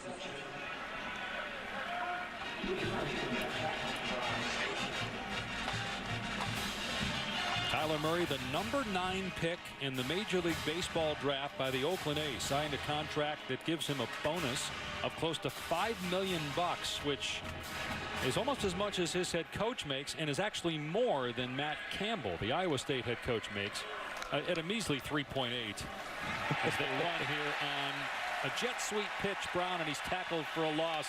Iowa State needed to play like that. Put him in second and long. Yeah, and I'm going to petition the Oakland Athletics that if we can pool some funds together to give back some of that signing bonus, that we can have Kyler Murray in college football a little longer. 1 year might just not be enough. Let's do another year. Yeah, come on, give us another one, Billy. I know you're watching. Please, 1 more year. But, man, he's been outstanding. He really has. And what's lost in this is just how good Iowa State's defense is. This is a really solid group, a sound group that make you earn it. Kyler Murray's earned it in the first half. Murray on 2nd and 16. And he's grabbed and brought down at the 35. Another negative play. Guys, what happened at A&M with Kyler Murray? Because he started a few games there, but he had more interceptions than touchdown. Has he grown that much as a passer and a decision maker? Is that the difference? Yes, and he's matured too. And if you look at the way he played at A&M, he was a better athlete than quarterback at that point. This was a runaround guy, could do some things with his legs, wasn't ready to be a starter yet. Now he goes to Oklahoma. He learns from Baker Mayfield. He learns how to manipulate defenders with his eyes and throw the ball accurately over defenders. He's a completely different player now. Murray on 3rd down and 17. looking to run, instead throws, and it's incomplete. I think he was throwing to CeeDee Lamb. Brown was underneath. Lamb reacted as if, man, I was going to catch that, so you wonder if that's where Murray was going. Yeah, I don't know who he was throwing it to, because both guys were in pretty close connection on the scramble drill, and that happens sometimes when you're scrambling and the quarterback's improvising and you're trying to get out in front of them. Sometimes the layers on the routes become a little too tight. That time, Kyler Murray just a little high on the throw if he was intending it for Brown, and a little low if he was intending for Lamb. And Iowa State really was in a must-stop situation there. 3rd and 17, considering they didn't stop Oklahoma very often in the first half. Big hit on Milton, who secured the football. Was drilled back at the 20-yard line by Norwood. Big hit. But Milton able to hang on to it, didn't signal for the fair catch. His coach, his family, and friends saying next time, wave the hand high in the air.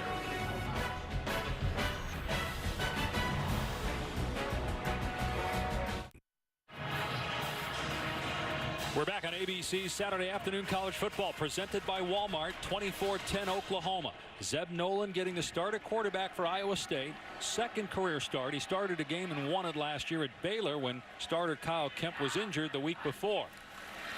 And Nolan will hand it off to Montgomery on 1st and 10. Moves his way forward for about 2 or 3 yards. Kemp had a heroic performance in his first career start in Norman last year, leading Iowa State to its first win in 19 tries against Oklahoma, but he was injured against Iowa last week. Nolan to throw here. He was pretty good in the first half, and that pass on the money. Forward progress to the 27, and then late hit by Motley on Matthew Eaton. They've been going at Motley all day.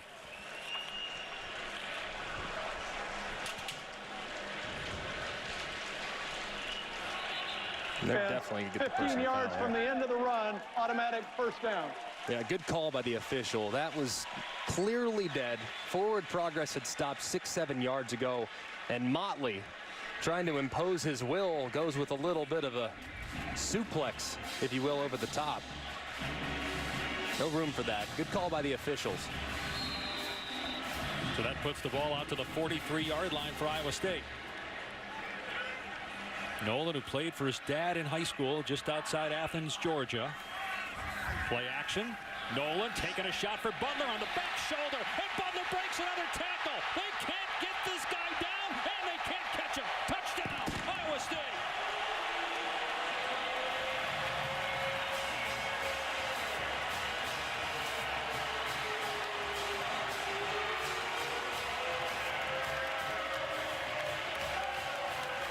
If you didn't know the name Hakeem Butler prior to today, I think we're going to be talking about this guy all year. 57-yard touchdown. He had a 51-yarder in the first half, 144 yards in all today receiving. And an enormous play following that unsportsmanlike conduct call by Oklahoma, and we've got a 7-point game. What a start to the second half by the Cyclones. The starting quarterback in his second career start, Zeb Nolan, throws a little back shoulder to the 6'6" Hakeem Butler to make it just a 7-point lead for the Sooners. Don't go anywhere, folks. There's life here in Ames.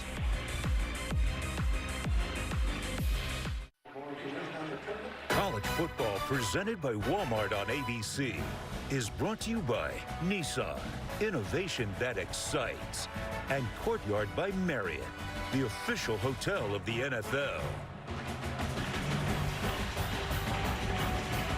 Well, if you're a college basketball fan, you see that surfboard, you know it's one thing. You're going to the Maui Invitational. It's a great field. November 19th to the 21st. Duke is there, Arizona, Gonzaga. Pretty good group. I think we're going to need to go out there and just scout those teams. You know, Maui in November, that's about right. And another short kickoff. They're forcing the up men to catch the football. And that's what Terry did, so it's going to be decent starting field position for Oklahoma. Last week, to be honest, Hakeem Butler struggled. Didn't play well. And they need him to be a star in the passing game. At 6'6", 225 pounds, he should be able to impose his will. He did so here, working against Parnell Motley in the one-on-one. And a great throw by Zeb Noland. We've seen him throw that back shoulder a few different times up the field. Not overly accurate. But man, right there, that was right on the money to start the second half. And Zeb Noland clearly has found a target that he can rely on.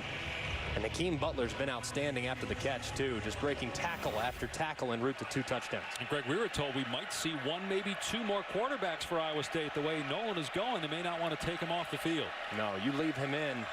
Unless you want to go with Real Mitchell in a bit of a wildcat setup, Zeb Noland's your guy. Another huge running lane for Sutton, and Iowa State giving up way too much on the ground on first down. Just the threat of Kyler Murray, you're so worried about him. And then you've got Sutton and Sermon, who are no slouches at tailback. And an offensive line that's so comfortable in the scheme. I mean, on the left side, between Bobby Evans and Ben Powers at left tackle and left guard, respectively, that's as good a left side as you'll find in the entire country. Here's Sutton again, finding another hole, and he's got the first down to the 45-yard line. And keep in mind, when you watch Kyler Murray, and we talked about this when we came on air, he holds that ball out there for so long that it gets you thinking on defense. You don't want to take a false step, because if he pulls it at the last second, so it's almost as if you're on your heels all the time within the box if you're Iowa State. Yeah, and they run a play called the counter read too, Tom, where they have 2 pullers. The guard and the tackle both pull, and on that play they did it again. That's their #1 run play. You don't see that often in a spread zone. Murray pulls it back this time, looking downfield, and now takes off. He gets out of there quick, heads for the sideline. You guys talked about that offensive line. They lost 2 key guys from last year's squad. Their center, Eric Wren, and their left tackle, Orlando Brown, who was a 3rd-round pick of Baltimore. But they returned guys who had playing experience. Powers is a senior. Jonathan Alvarez is a senior. Creed Humphrey, who's in there now at center. He's a redshirt freshman and going to be a really good player for a while. Yeah, and you can make a case that this group might be better than last year. Really believe that. With Bobby Evans' development and Powers being an elite left guard, the center's the only position, and Creed Humphrey and Alvarez both rotating. It's the only position that really needs to get up to speed. Sutton out of the backfield, goes high over an Iowa State defender. He leaped over Jamal Johnson. He got smoked, though, by Mike Rose afterwards. 12-yard pickup. How about the vertical here? Boom. Go, big fella. Now, Rose was awaiting on the other end, but that's another 5 yards that you gain as you go vertical. Jumped over Peavy. So I didn't tell you to never leave your feet. Still, I'd take it for another 6 yards all day long. That looked like McElroy against Luganville in the bubbles yesterday out here. We'll show you that a little bit later. We actually have live footage of that, so just teasing that for later, folks. Murray hands it off again. Sutton breaking a tackle, and this time Iowa State gets him down. A penalty flag down. Will we have a targeting violation because Sutton's helmet comes off, maybe a face mask? It's a big hit by DeMonte Ruth.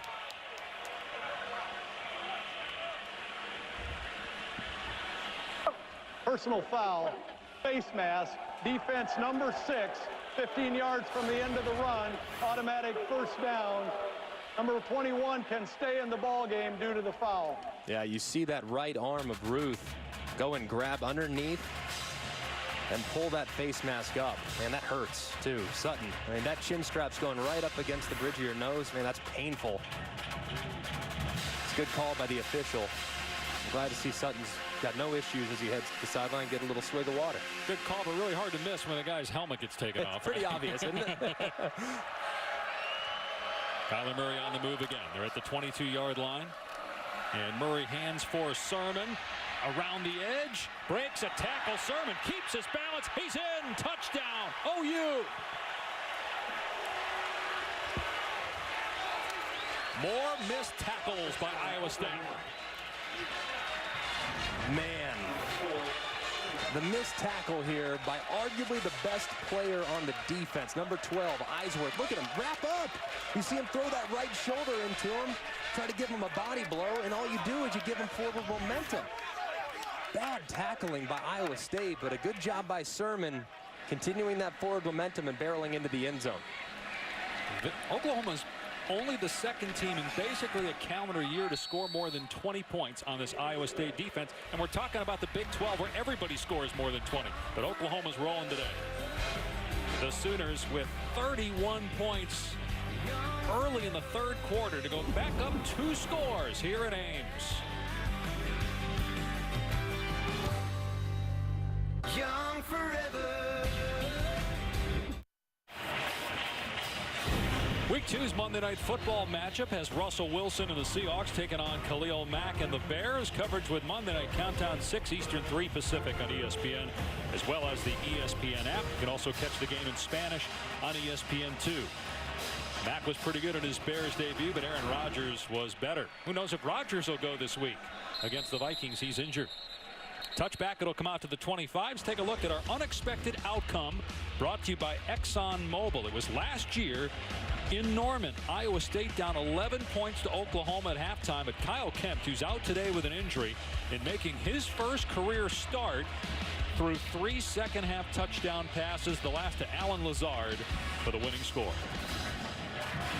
That was the first win over Oklahoma since 1990, and they ended up beating 3 ranked teams. They ended up being ranked themselves for the first time since 2005. Matt Campbell has this program headed in the right direction. Zeb Nolan hits Montgomery, his first catch of the day. They normally throw it to him, but he has not been targeted very often. He picks up about 7 yards there. Hit hard by Murray and Broyles on the sideline. Yeah, Montgomery's a guy that was targeted 45 times last year in the passing game. Had a few catches last week, too. With Kyle Kempt in the game as the starter, he'll probably get more receptions, but Zeb Nolan hasn't really looked in his direction today.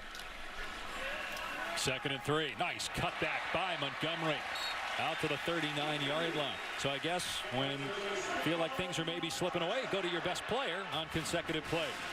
Yeah, and you're giving your defense a little bit of a rest, too, by trying to milk the clock a bit. See if you can test and challenge this Oklahoma defensive line. Only 6 in the box for Oklahoma. This will be a pass by Nolan. DeShante Jones wide open as, again, they go at Motley, who's trying to rip the ball away. Pickup of 9. I tell you, look at these corners, guys. They're really backing off now. We're not seeing as much at the line of scrimmage. Give them a lot more underneath stuff. Matt Campbell offensively doing a nice job of taking advantage of what the defense gives them now. Montgomery on 2nd and 1. Gets the corner. Now brings it back inside. Puts his hand down to keep his balance. To the 37-yard line. Great run by Montgomery.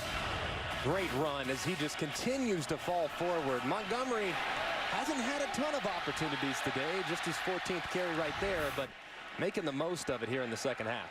And they're on the move again inside the 40-yard line. Off play action, Nolan going downfield. And it's Butler again who makes the grab inside the 10.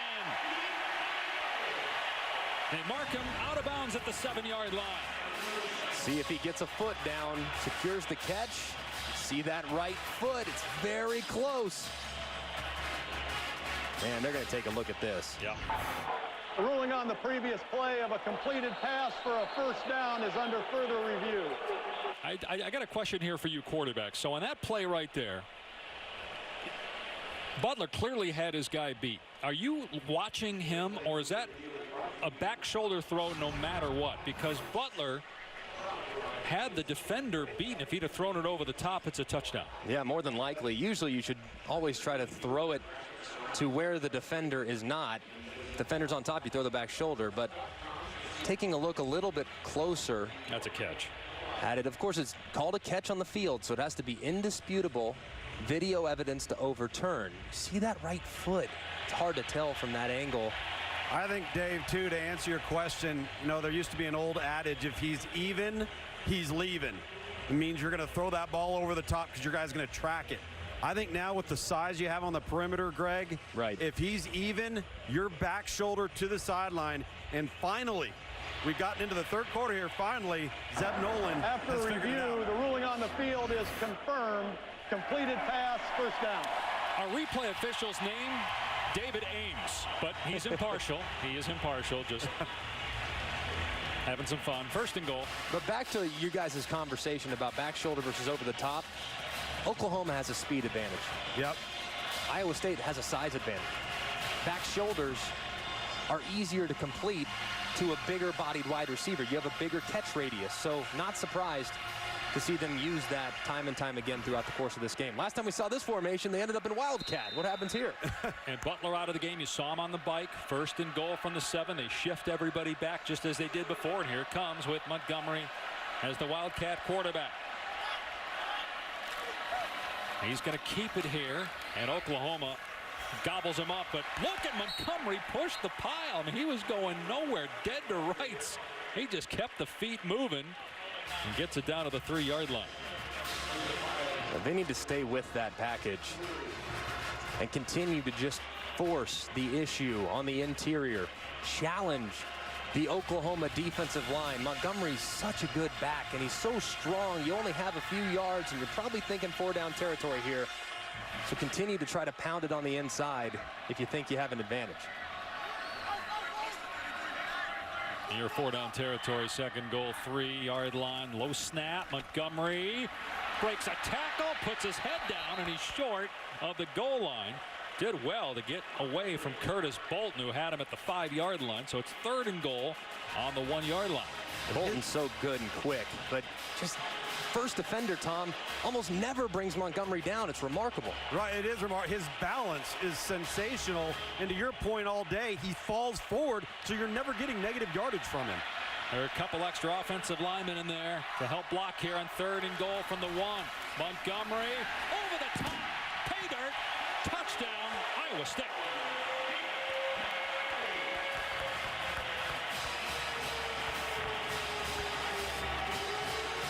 The Clones are not going away.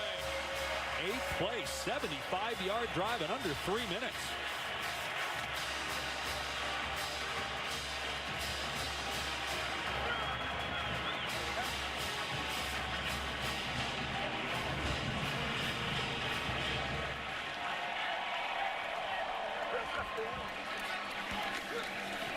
Connor Asali gets Iowa State back within 7 of the 5th-ranked team in college football. Oklahoma is an elite team, one of the best in the business. But Iowa State has elite heart. They will not give up as they continue to fight back time and time again. 7-point Sooner lead.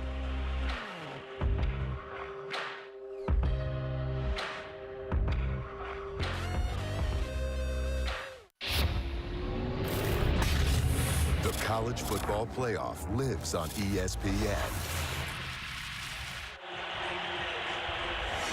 Iowa State will not go away, seeking back-to-back wins against Oklahoma for the first time since 1960. They continue to kick it short and force the Sooners to signal for a fair catch. This time they don't, and they move it ahead to the 35-yard line. Let's go back to the studio and check in with Cassidy.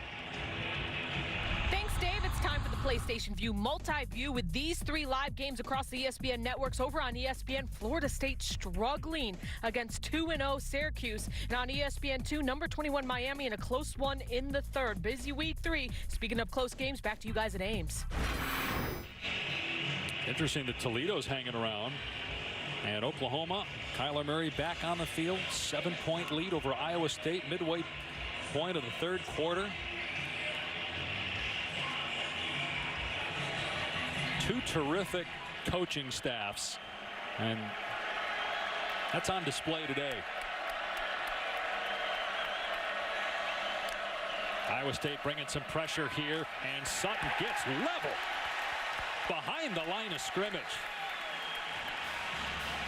He had Harvey in there, Jake Hummel, whose dad was an All-American wrestler at Iowa State. That's big to get a negative play on 1st down. Very big. Now this Oklahoma offense, they take 1 step back, they'll take 2 steps forward. They haven't had as much going on the ground as you would like. Here early in the 2nd half, had a really nice first drive on the ground. A second to go, but take a step back there.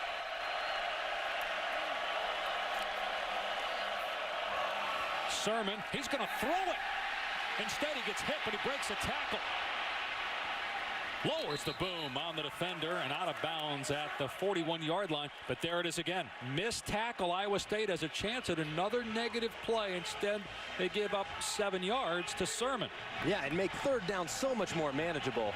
A great play by Sermon, though, because Marquise Brown was getting ready to take the top off the defense. He didn't like it.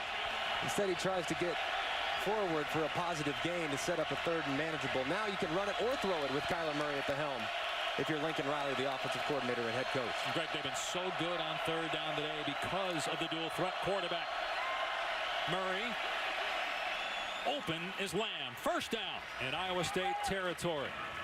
Another dart thrown by Kyler Murray. They have run this play 3 times on third down. You see those underneath crossing routes on the receiving end of the first 2 times they ran it.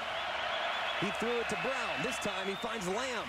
Perfect throw right on the chest of CeeDee Lamb, and a good job by Kyler Murray stepping up in the pocket, locating his receiver, and throwing a decisive strike to extend this drive. He's got almost as many touchdown passes as incompletions here in this ball game today.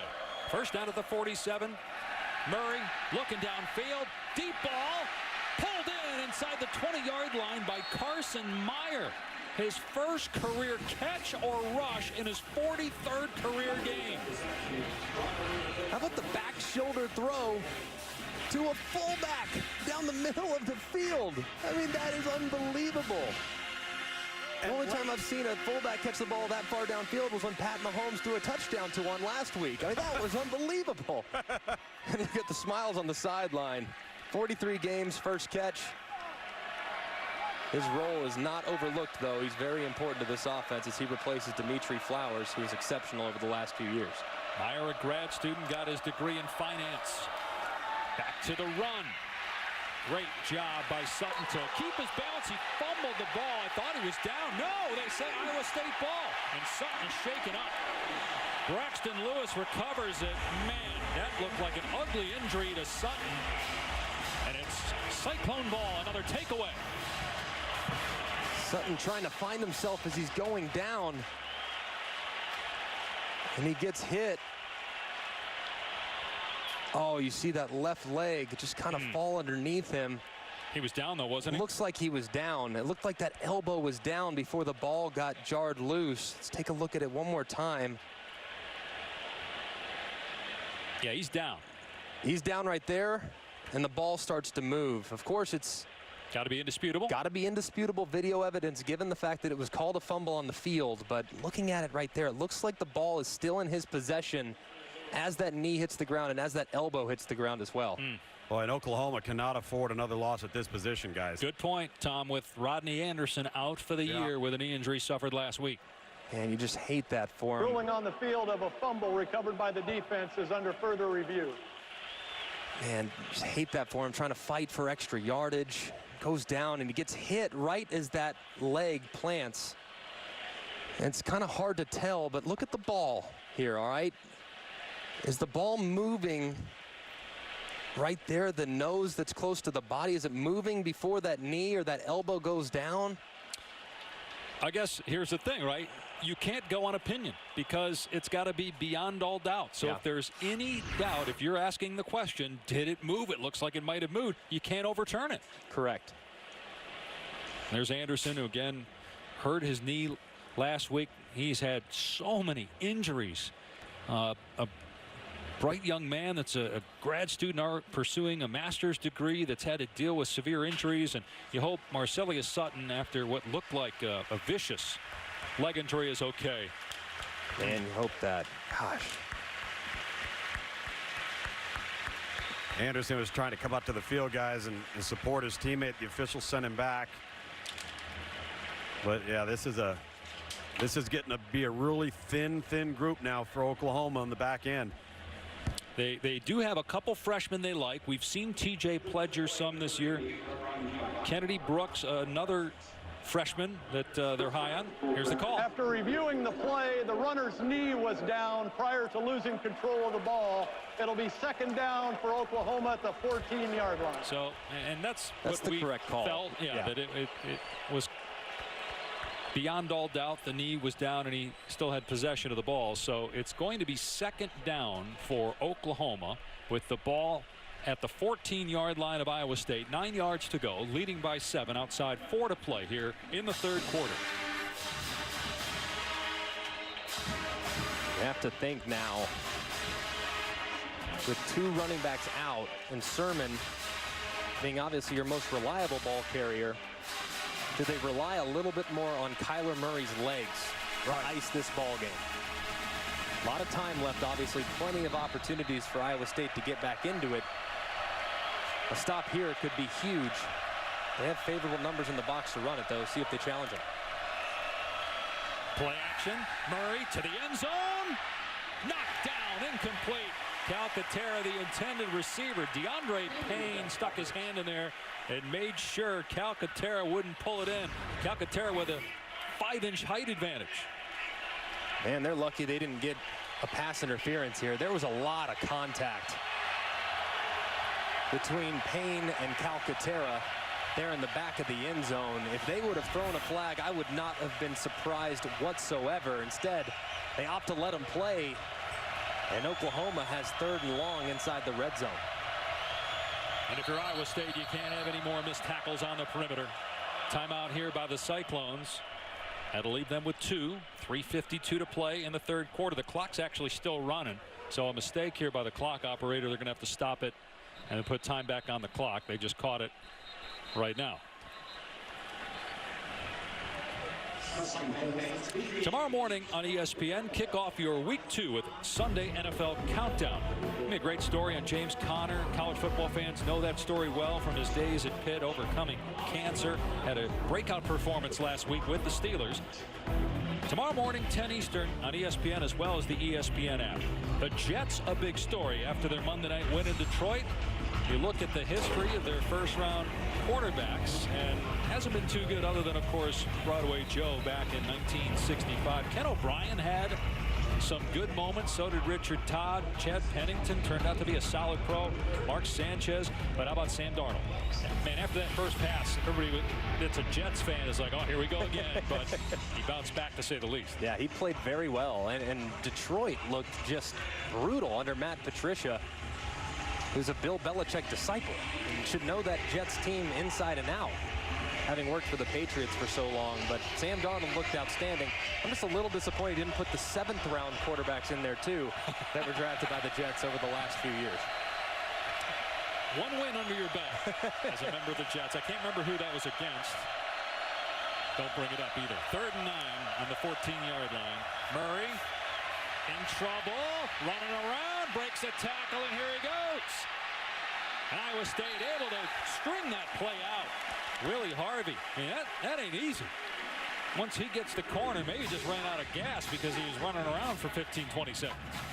They were trying to go with a little screen play that they use all the time. They run CeeDee Lamb on a crossing route, and guys out in front, it almost becomes like a bubble, but it comes from the opposite side of the field. He was all covered up, and the pass rush was good. So a good job by Kyler Murray not forcing the issue and giving his kicker a chance for 3. 31-yard try by Austin Seibert. And Seibert is perfect. The lead back to 10 for Oklahoma. Well, the Oakland A's are so concerned with Kyler Murray getting injured that they said, you know what, maybe we just put him in a bubble. Then there's no way he could suffer at least an upper body injury. And so somebody thought, you know what, might be a good idea to do that with the announcers. So you'll see that shortly. But they don't want him taking hits. Fair enough. We've seen his slide on display, though, so he's got that very well taken care of. He's taken a couple hits, but I'll tell you what, he wins more one-on-one battles than he loses. I can assure you of that. He's pretty aware, though. He's got a pretty good feel for when to get down and when to hit the sideline. Yeah, I didn't know, Tom and Greg, what to expect. I mean, you watched him on tape, and you remember him at A&M, saw him a little bit last year, but, man, he's much better than I remember in games we've seen him play in the past. Totally agree. I remember watching him at A&M and being a little bit, okay, I get why he was hyped, but I don't see it as much. But saw him last year, and how he played in relief of Baker, and then you see him this year and just how much better he is now. I mean, he's a completely different player. So it's going to be a touchback and hit the goal post. And it'll come out to the 25-yard line. So our two QBs in a pass segment here, although the pass didn't take part for many reasons. Look at this. Now watch. Fraud. Oh, my goodness. First of all, look at Mack. Look on the left. McElroy leaves his feet, and then Luganville might need to get checked for a concussion after that. First of all, somebody led to the head or neck area. That's true. And David Ames, a few doors down from the booth with you guys, has suspended Greg for next week's half. Yeah, I'm targeting. I targeted in the second half against Tom. Target me. Forcible contact to the head or neck area. Nolan throws. It's low, but it's caught. Guys, next week, you guys are going to do this on Muscle Beach without the bubbles. Sounds good. Look at this. All right, here you go. Go vertical. Tom, you're so scared. Look at him. Look at the head hit the back. Oh, my goodness, the Tom. The goal was to kick the ball and win. I win. And you're suspended next week. Iwango on 2nd and 3. Able to break one tackle. He'll be close to the first down. We'll spot him short. So 3rd and 1 coming up. Fans here didn't like that spot. He stepped out at the 34.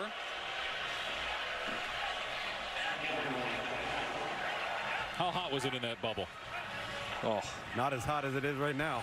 Yeah, it's warm. I'd wear the bubble over this shirt and tie. Yeah, heat index is 95 right now in Ames. And it's actually supposed to get hotter as the afternoon goes on. It's 1:40 local time, so on the field it's, you see, about 95. Huge 3rd down and 1 for Iowa State. Crony is in the backfield. They're going to give it to him, and he is stopped. Curtis Bolton there first, and so it's 4th down. You guys surprised that David Montgomery's not getting the call there? I don't understand that for the life of me. I mean, I know that they want to get other guys involved. They want to feature different running backs, but David Montgomery is your bell cow. He's your workhorse.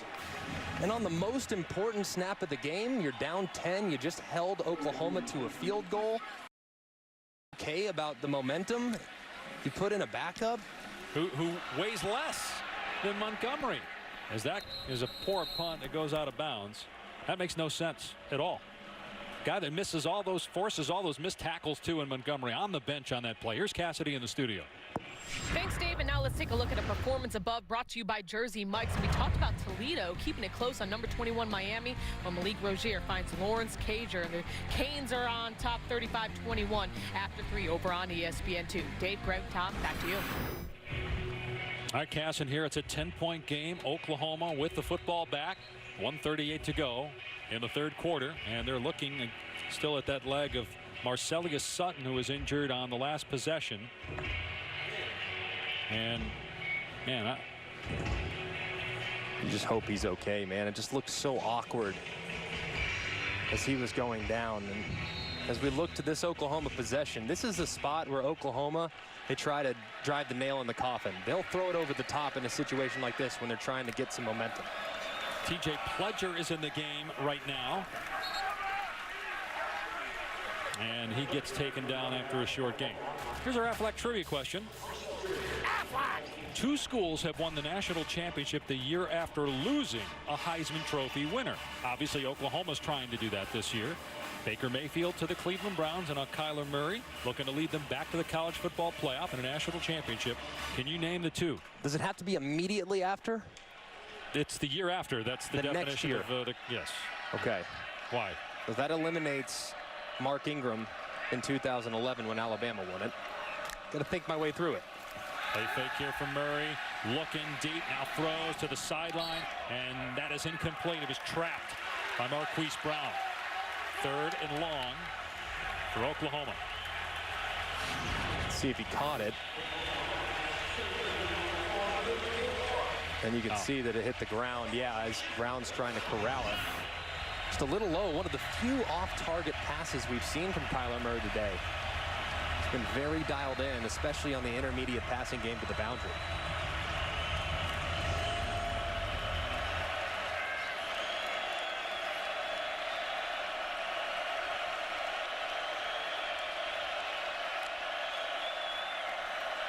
Murray leaves the pocket, Throws back across the middle. Wide of the target. Incomplete. Tried to hit Marquise Brown again. 4th down. A rare misfire by Murray, especially on 3rd down, where he was 4 of 6 before that throw. And they've run this play over and over and over again. And this time, they get a little pressure up front. And it was a nice job by Iowa State, especially Jamal Johnson, big number 92, forcing Murray off his spot. He had a receiver open. He just wasn't able to get there in time. Finally located him late, but that window had closed by that point. Seibert, the place kicker and the punter, gets off a good one. And it goes out of bounds inside the 15-yard line. You mentioned Jamal Johnson, our Extra Yard for Teachers Week, a week-long celebration of teachers led by College Football Playoff Foundation through its Extra Yard for Teachers platform. Jacob Erickson, who's a Department of Sociology professor, worked closely with Jamal Johnson, raised his grade point average from a 2.2 to a 3.2. And in talking with the coaches, they say the maturation in the classroom we've seen on the field as a player. It's just amazing. There's Jacob Erickson, professor for Jamal Johnson, who, by the way, Johnson's grandfather, Willie Jeffries, is in the College Football Hall of Fame, the first African-American head coach at a predominantly non-African-American Division I school, Wichita State, back in the 70s. Nolan going downfield. My goodness, receiver wide open. Past midfield is Landon Akers. He saw it earlier. It's a touchdown. This is an aggressive group on defense. A little double move. You see Motley take the cheese on a little stutter go. Slightly underthrown by Nolan, but a good pickup nonetheless. 37 yards to midfield. Here's Montgomery looking for the cutback. Keeps the feet moving. On a hot day, it is taxing after a while to try to get him to the ground. He only picked up 2 yards. There's an injured Oklahoma player. That's the run you wanted on 3rd down on the last series. Dylan Famatau, the injured Oklahoma defensive lineman. But you're right on that throw. If that's, again, if he sees him a little bit earlier, gets rid of it a little bit sooner, throws it a little bit longer like he did in the first quarter where he overthrew a couple guys, that's a touchdown. It's funny sometimes, though, when they're that wide open. You don't want to overthrow? Yeah, you for whatever reason, you just guide it in there. You can't. Leaving a guy short is totally understandable in that setting. And he just had so much space to complete that pass. Well, think about our reaction, guys, had he overthrown him. Totally. I mean, what is he doing? You know, it's easy. I mean, but it's one of those where he's so open. You just want to make sure you secure the completion. Getting the touchdown secondary, getting the big play is the first priority for this team. So once they get Famatau off the field, you would imagine they'll run the clock here on the ready for play, and that will be the end of the 3rd quarter. After the way Oklahoma went into halftime scoring in the final seconds to go up 14 points, you wondered what kind of juice Iowa State would have in the 3rd quarter. They're still in it. They're on the move, down 10 as we go to the 4th here in Ames. And we'll be back with the 4th quarter after this message and a word from our ABC stations.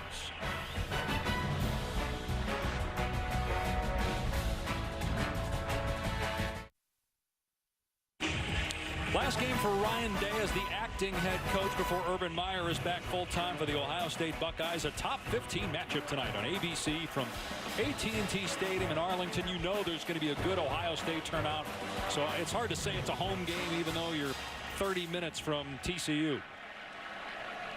Iowa State, first play of the 4th quarter. Nolan out of the backfield, nearly intercepted. Kenneth Murray, the intended receiver, but a penalty flag in the backfield. Nolan was shaken up. So you can imagine that's a late hit. Personal foul, roughing the passer, defense number 90, 15-yard penalty, automatic first down. That's on Neville Gallimore. Big mistake there.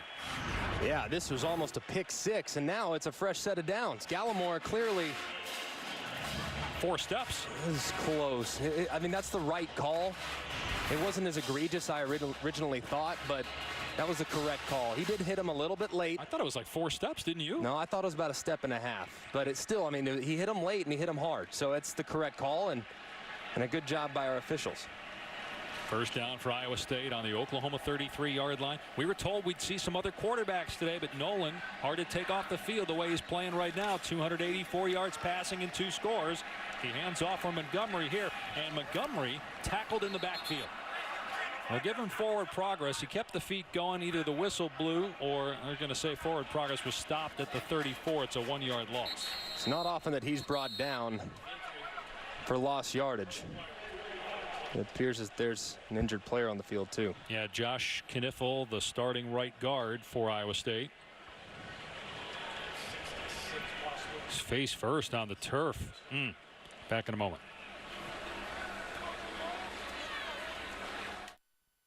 The ESPN app, now with ESPN Plus. Get more ESPN and download now. Josh Kniffel was shaken up on the previous play, got bent back by a defender. So he's on the sideline for Iowa State on a 2nd and 11. Colin Olson is in to replace him right now. Iowa State down 10, early 4th. In trouble as the quarterback Nolan gets the pass away. Now we'll see what they rule here. He appeared outside the tackle box. There is no foul for intentional grounding. The quarterback was outside the tackle box and threw the ball beyond the line of scrimmage. Amani Bledsoe with pressure. It's 3rd down. You have a new right guard in the game, so what do? Why don't you attack that right guard? Number 63. You can see him. Olson, he slides down with that little twist game, and next thing you know, Bledsoe comes right around the outside. So a smart play call by Mike Stoops to attack the new offensive lineman that just stepped into the game. 3rd down and long. It'll be about a 50-yard field goal try from here, and it's going to be a shot to Butler down the field. He can't get there. Incomplete. Maybe overcompensated after the underthrow at the end of the 3rd quarter. Butler was shaken up earlier, having trouble getting back to the sideline here. Yeah, they're not leaving Butler in one-on-one anymore. As you can see, Houghton tried to get over the top, and they had him covered, obviously, underneath by Trey Brown. Hey, Greg, why on earth are they not punting the ball on 4th and 11 at the 34? If it's too long for the field goal kicker. I think they're going to quick punt. Maybe quick kick it here. Yeah, I'm surprised, too. No, they're going to go. Nolan on 4th and 11. Shutout pass. Great catch by Eaton. The pass a little behind him, but he still made the grab, the move, the chains. They pick up 4th and 11. They must know their defense is going to have their hands full if Oklahoma's offense comes back on the field. Did he secure that catch? It looks like he did. Ooh, I thought they snapped it before the whistle. The previous play is under further review. But I'm with you. It looked like a catch, and what a catch There by is no Matthew foul. Eaton. The game was stopped prior to the snap. It was behind him. He juggled it, and it appeared that he pulled it in. Let's see.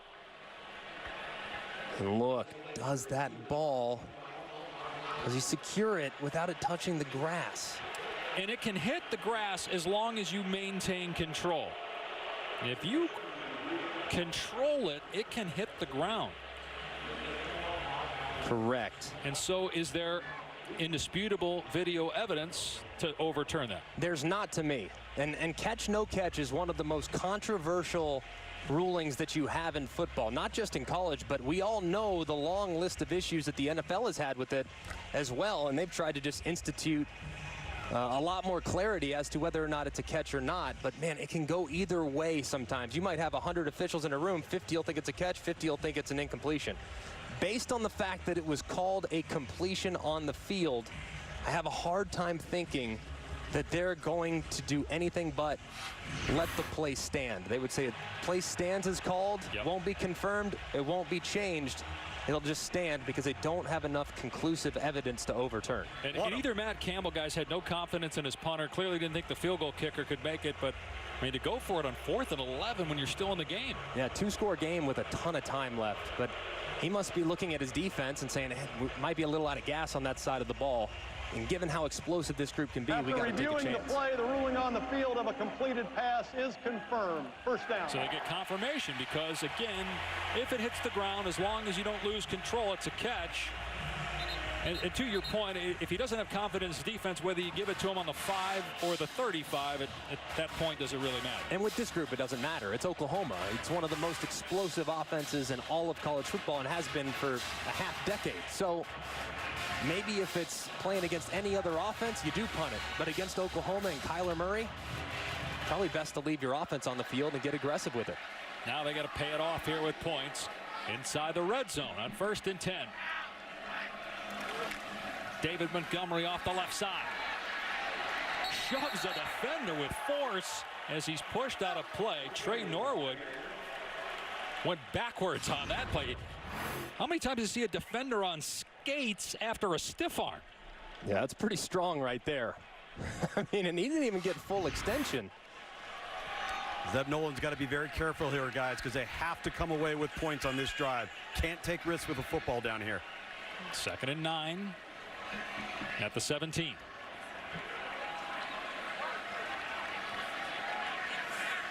Nolan making his 2nd career start because of the injury to Kyle Kemp, the normal starter last week at Iowa. Nolan looking, dangerous pass, but still caught by Jones, and he gets the first down. It was almost picked off. Instead, it's 1st and goal, 11 yards. Man, what a great angle by Radley Hiles, just not tight enough. What a throw by Zeb Nolan. They go up tempo. Montgomery hit in the backfield, and down he goes. They rule that he's down at the 9-yard line. Khalil Houghton on the stop. So it's a loss on the play of 3 yards. Ruling on the field is the runner was down by rule. Watch the forearm here of Montgomery. He lands on a player, but right there he's down. Right elbow down. I appreciate him getting up and trying to sell it. Yeah. Why not? But good job by the officials seeing that elbow go down and whistling it dead. And a good job, too, by Houghton getting in the backfield and bringing him down at first contact. That doesn't happen often, but a nice job. Here's that crazy formation where they shift into the Wildcat with Montgomery. 2nd and goal from the 9-yard line. Montgomery keeping it, hit in the backfield. In trouble. Can't stiff arm his way out of chaos back at the 14-yard line. Brought down by Gallimore. And so now you're 3rd and goal on the 14. How do you handle this? You got to be really smart if you're Zeb Nolan, because this drive absolutely has to end in points. Considering it is a 10-point game, a field goal is not the worst outcome. So you have to be really smart with the football. And if I'm Oklahoma, I want to drop back. I want to play zone coverage. I want to have as many guys in the passing lanes as humanly possible. And I don't want to put my corners and safeties in one-on-one coverage against these big wide receivers. They've had luck with Butler over the top. They go over the middle here on an underneath route. Jones down to the 4-yard line. Okay, you probably have 3. Do you want to risk it and go for the touchdown? No. No, you got to kick. You have to. Absolutely have to here.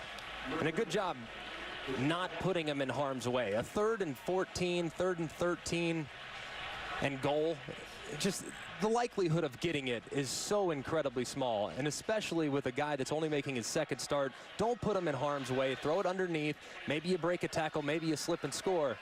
But at least you protect the opportunity to try for the field goal. 34-yard attempt, or excuse me, 22-yard attempt. He made a 34-yarder earlier. And it's a 7-point game. Little surprised we didn't see any shots to Butler against the smaller corner on that 1st and goal. Iowa State take it, though, back within 7. College football on ABC is presented by Walmart. Discover more ways to shop at Walmart today. And in part by Pacific Life. Experience the power of Pacific.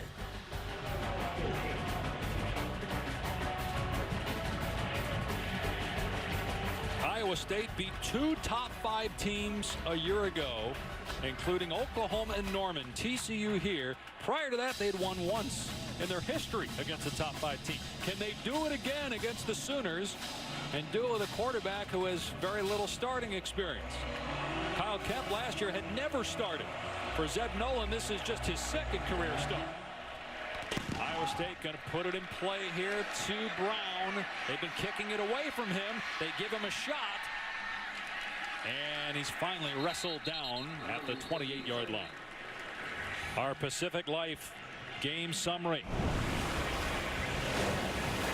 With Oklahoma leading 34-27, Kyler Murray's been brilliant. Marquise Brown, Hollywood with a $191 and 2 touchdowns. And Nolan, 321 yards through the air, 2 touchdown passes. Yeah, his performance should not be overlooked. I think we all kind of expected Murray to have a performance like that. Not surprising to see Hollywood Brown play so well, but Zeb Nolan in only his second start to play with such poise and to make the accurate throws that Oklahoma's forced of him been pretty remarkable. Murray, a design quarterback run, has the speed to get the corner. Past the 40, and he steps out, eluding the hit at the 43-yard line. The future Major League pitcher was the number 9 pick by the Oakland A's. He's an incredible athlete and picks up about 15 there. Well, you wonder now, with the game that's still in balance, will they run him a little bit more on this drive? Take some time off the clock. He's going to throw it here. Long pass back to Sermon. And he's able to power through and get positive yardage. Marcel Spears couldn't wrap him up at the line of scrimmage. Still, it's a short game. Have to be impressed with the most part with how well this offensive line is held up. Now, there's a lot of times when you look at Iowa State defensively, they're going to drop out and they're going to only rush 3 defenders. As a result, Kyler Murray should have ample time, but sometimes when you have 5 guys blocking 3, there's some leakage. There hasn't been much today, and when there has been, Kyler Murray's been aware of it, has negotiated the rush, and find both throwing and running lanes. Marcelius Sutton is back on the field right now. He's going to block here as the quarterback Murray able to shake a defender. He's at the 40-yard line and slides again. He's down where the ball is, which is at the 40. Scampers for 18 more yards. This is just a little wrap play. Little inside zone with a wrap lead. He takes it out to the perimeter. Very wise, too, to know where he's at on the field. Slide, stay in bounds, and make sure that clock continues to wind. 7-point lead with a lot of time left, but you can still be mindful of the operation and making sure that clock continues to roll.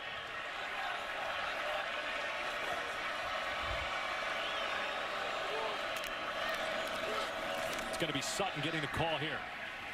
And he gets dropped after a gain of 2, and then a little pushing and shoving afterwards. Remarkable that Sutton is back out there. Suffered an injury that looked awful at the time. They were checking him out on the sideline for a while. Great to see him back out there, though. You see he's still hobbling a bit. He'll go to the sideline now for 2nd and 8. Yeah, and he's got that spat on his left ankle, so something to monitor. Might not be as fast from an agility standpoint side to side with a hurt ankle, but the straight line speed will still be there for Sutton if they need it. Approaching 8 minutes to go in the 4th. Inside the Iowa State 40-yard line. Sermon gets a block, gets the first down. To the 29-yard line. They're really getting some good blocking on the perimeter. Really good blocking. And look, Oklahoma's receivers aren't very big. It's not easy to hold up blocking at the point on a perimeter run like that for as long as Hollywood Brown just did. Now, the guy he's blocking is Brian Peavy, and he's only 5'9", 194, but still, to hold up that long when you're not the biggest or strongest guy in the world, you're more known for your speed, it's pretty impressive by the dynamic playmaker that the Sooners have at wide receiver. Yeah, for Brown, that's going up against a heavyweight. He's a $168, so 194. That's a mismatch. Here's Sermon, huge running lane. Flag comes down. Sermon still going at the 10, at the 5, and out of bounds. Got a penalty marker thrown in the area of offensive holding.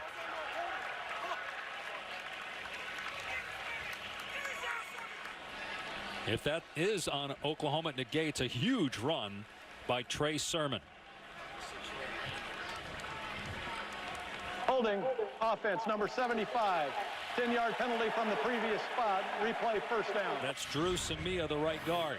Yeah, and you can see the run through, and Drew Samia is actually trying to save a life. You see him pass it off right there, and he rolls down on top of it, and the official can see it very clearly. Samia, as they're passing it off, see those arms wrap around, and the official's going to get that every single time. Good call. It's kind of tough considering the defender was falling down for Samia. You feel bad for him because it really wasn't an egregious hold that would stand out in most cases. Now it's 1st and 20. Back at the 39-yard line. Murray pulls it back, throws a bullet, caught at the 25 by Calcaterra. The arm talent of Kyler Murray on full display today. And the awareness, too. I mean, Calcaterra, that window was not very big. He actually had to hold up Calcaterra because Greg Eisworth, the safety, is about to crush him. If he throws it out in front, Calcaterra is getting crushed. So he holds him up a bit, back shoulders him a touch, and as a result, Eisworth hits him in the back as compared to the chest, which is a much more secure way of absorbing a blow like that. So they get 13 yards on 1st and 20. Continue to take time off the clock as well. Murray keeps it to the 24-yard line, so he gets only 2. Braxton Lewis makes the play. 3rd down and 5. Now in this situation, almost every single time Oklahoma's been in 3rd and medium, which is right here, 3rd and 5. They've run crossing routes, and they've thrown it to one of their wide receivers over the middle of the field. That area of the field has been vacated multiple times today by this Iowa State defense. So let's see if Kyler Murray tries to find one of his wide receivers in this vicinity right here. And Oklahoma's going to have to call a timeout. They were about to bring CeeDee Lamb in motion, and Lincoln Riley stepped on the field and called for time.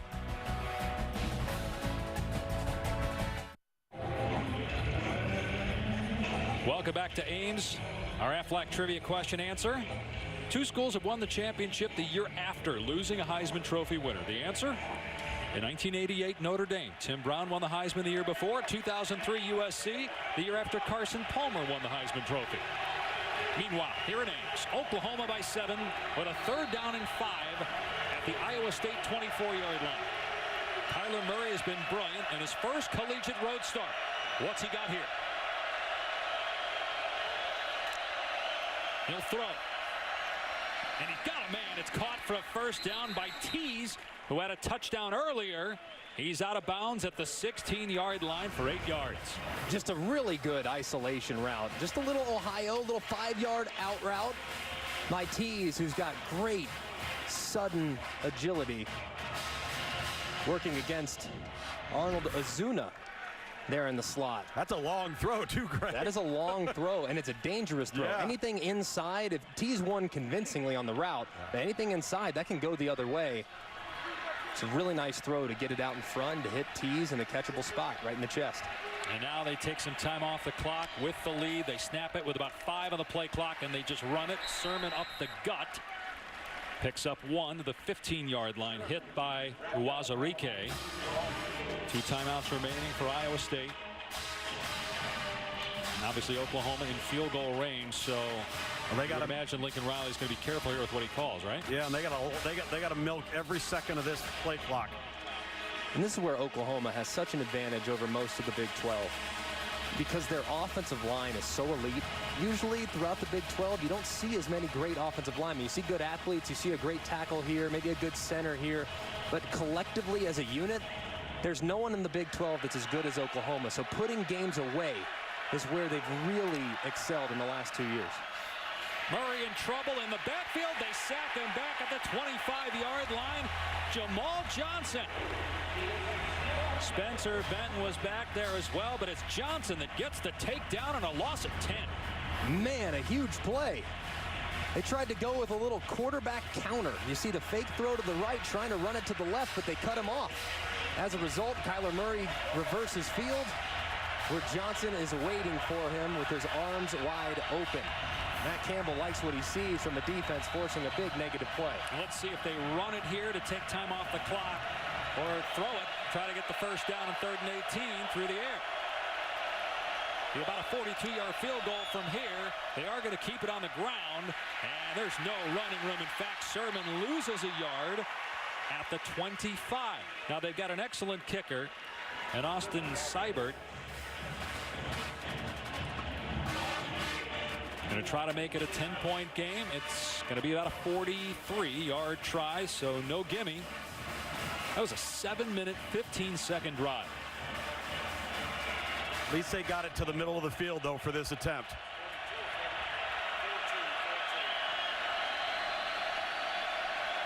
Iowa State's bringing in some length. Matt Leo, 6'8", number 89, try to block this field goal. And Seibert hooks it in. It's good. And the lead is 10. Looked like that started outside and swung back. Good. 37-27, Oklahoma. Austin Seibert has been so good over the course of his career. Never a doubt for Lincoln Riley as his team leads by 10.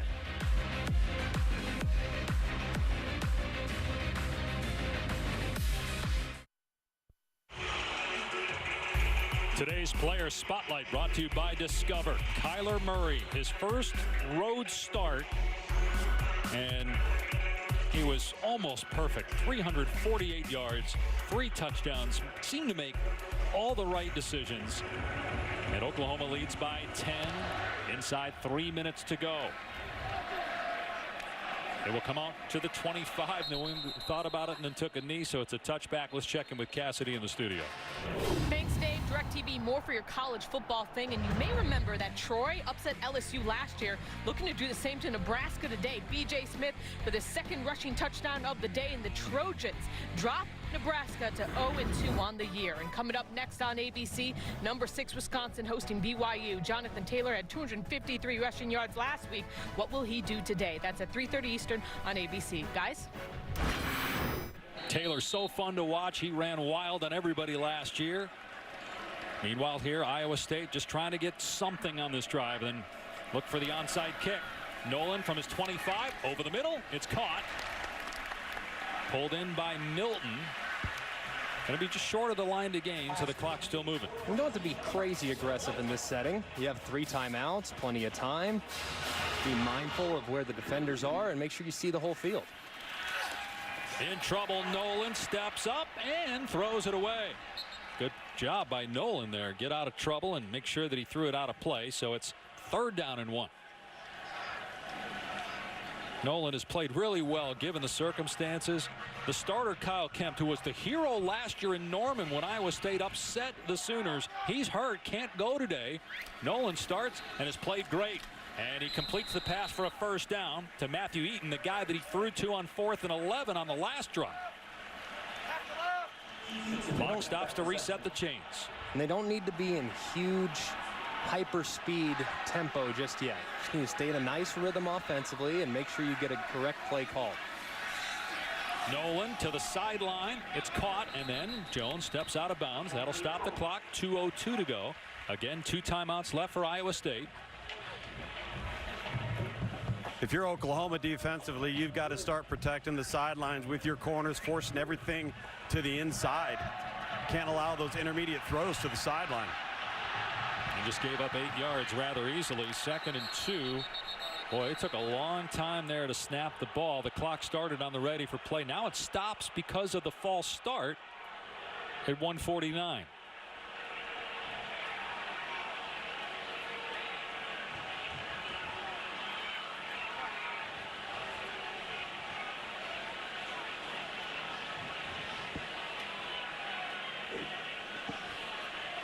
Maybe, huh?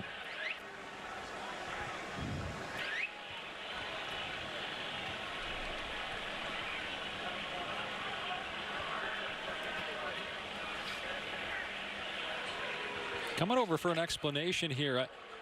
I wonder if there was some confusion over when the clock was supposed to run. Were they still outside 2 minutes when he went out of bounds? And then also, you saw him look the way of offense number 54, 5-yard penalty, say 2nd down. And then you also saw him look over in Lincoln Riley, but it's just a false start. So clearly they felt that they were outside 2 minutes when Brown went out of bounds. And so the clock ran on the ready for play. Cost him 13 seconds and 5 yards. So it's 2nd and 7. Nolan. And that was behind the intended receiver. Incomplete. 3rd down and 7. 1:40 to go. And now you got to start pushing the ball down the field a little bit. I mean, you haven't done a ton. Obviously, it's 3rd and 7. Making sure you keep the drive alive is the most important thought. So make sure your receivers are aware of the yard to gain, and they got to get to that 50-yard line for a fresh set. So be mindful of that. Nolan to the sideline, caught for a 1st down. So Jones able to move the chains. But he didn't get out of bounds. Right, so the clock will start on the ready for play. Wow. When they get the chains lined up. So now it's moving. It'll cost him about 6 seconds. Nolan again to the sideline. Now you got to get out. And Jones does. Now the clock will start on the snap. Yeah, and if you're Oklahoma, you give that up all day long. Hey, 6 yards, you can have it. All right, that's fine. You can have that 6 yards. That clock's still running. And at some point, we're going to squat on that hitch route on the boundary and knock it down, or potentially pick it off to put the game on ice officially. You have to, at some point, take a shot down the field. You have favorable down and distance here on 2nd and 5. Still feel good about coming back on 3rd down and getting it. But you have big wide receivers. Give them a chance to go up and make a play in the end zone or at least close to it. On 2nd and 4. Nolan facing pressure, gets hit, ball flutters, nearly picked off. It's dropped by Curtis Bolton. Would have been a game-ending interception. Kenneth Murray blasted Zeb Nolan. Yeah, just brought right around the left-hand side as he runs around Julian Good-Jones, the left tackle. Timed it up well, and Bolton, man, he'll catch that 9 times out of 10. That's one that just sticks with you as he went up and tried to put this game away. Good pass rush there from Oklahoma. So 3rd and 4. Not in field goal range yet. Really, they don't know what they have with their field goal kicker. Not a lot of attempts. In trouble, Nolan throws it up for grabs, and it's intercepted. Parnell Motley, who's been targeted all game and beaten often, with likely the game-ending interception.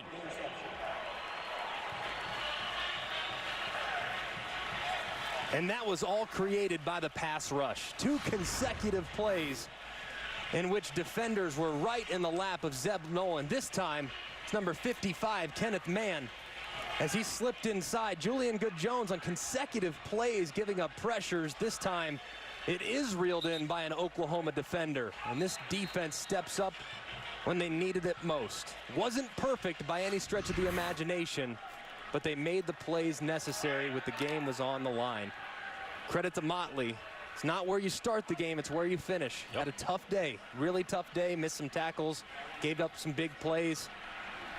But he puts a little cherry on top of what was a bit of an up and down performance with the nice interception to secure the win. This will be 17 consecutive true road wins, the longest active streak in the country. Sermon straight ahead. Iowa State will call a timeout here, or will they? They have 2 left. Tonight on ESPN, Nick Saban, number 1 Alabama in Oxford to take on Ole Miss at 7 Eastern time. Ole Miss did beat Alabama in 2014 and 2015, so you never know. But man, that tight offense is as good as any in college football. Ole Miss is one of the few teams, though, in college football that says, hey, we'll take the battle to you. We're going to go score some points, and we might not be able to stop you, but we're going to score some points. So that'll be an interesting high-scoring game there in Oxford, I would imagine. Matt Campbell says, you know what, we're done. We're down 10. I'm not going to use a timeout. So Kyler Murray takes a knee, and Oklahoma, the 5th-ranked team in the country, moves to 3-0. The Sooners have Army next week, followed by Baylor. They have to go to TCU and to West Virginia the day after Thanksgiving. They've got a player that looks like he can help them win anywhere against anybody, in Kyler Murray. Let's go to Tom. Well, Coach, you kind of expected this type of game back and forth. How would you just describe the resiliency of this football team? Yeah, there was a lot of big momentum shifts. You know, a couple of turnovers were big momentum shifts. We had some key stops there, you know, especially there at the end of the game defensively, big field goals. So it was a heavy hitter. You know, we knew they weren't going to lay down. Our kids fought. We didn't play perfect, but we enough to get a win on the road, which is always good. From a defensive perspective, did you feel like you improved from first half to second, certain things that were deficient? We tackled better, no doubt. They made some great throws and catches. I mean, give Iowa State credit. We had some that other than the double move, we had some that we had covered pretty well. They made great plays on. So that's what happens when you play good teams.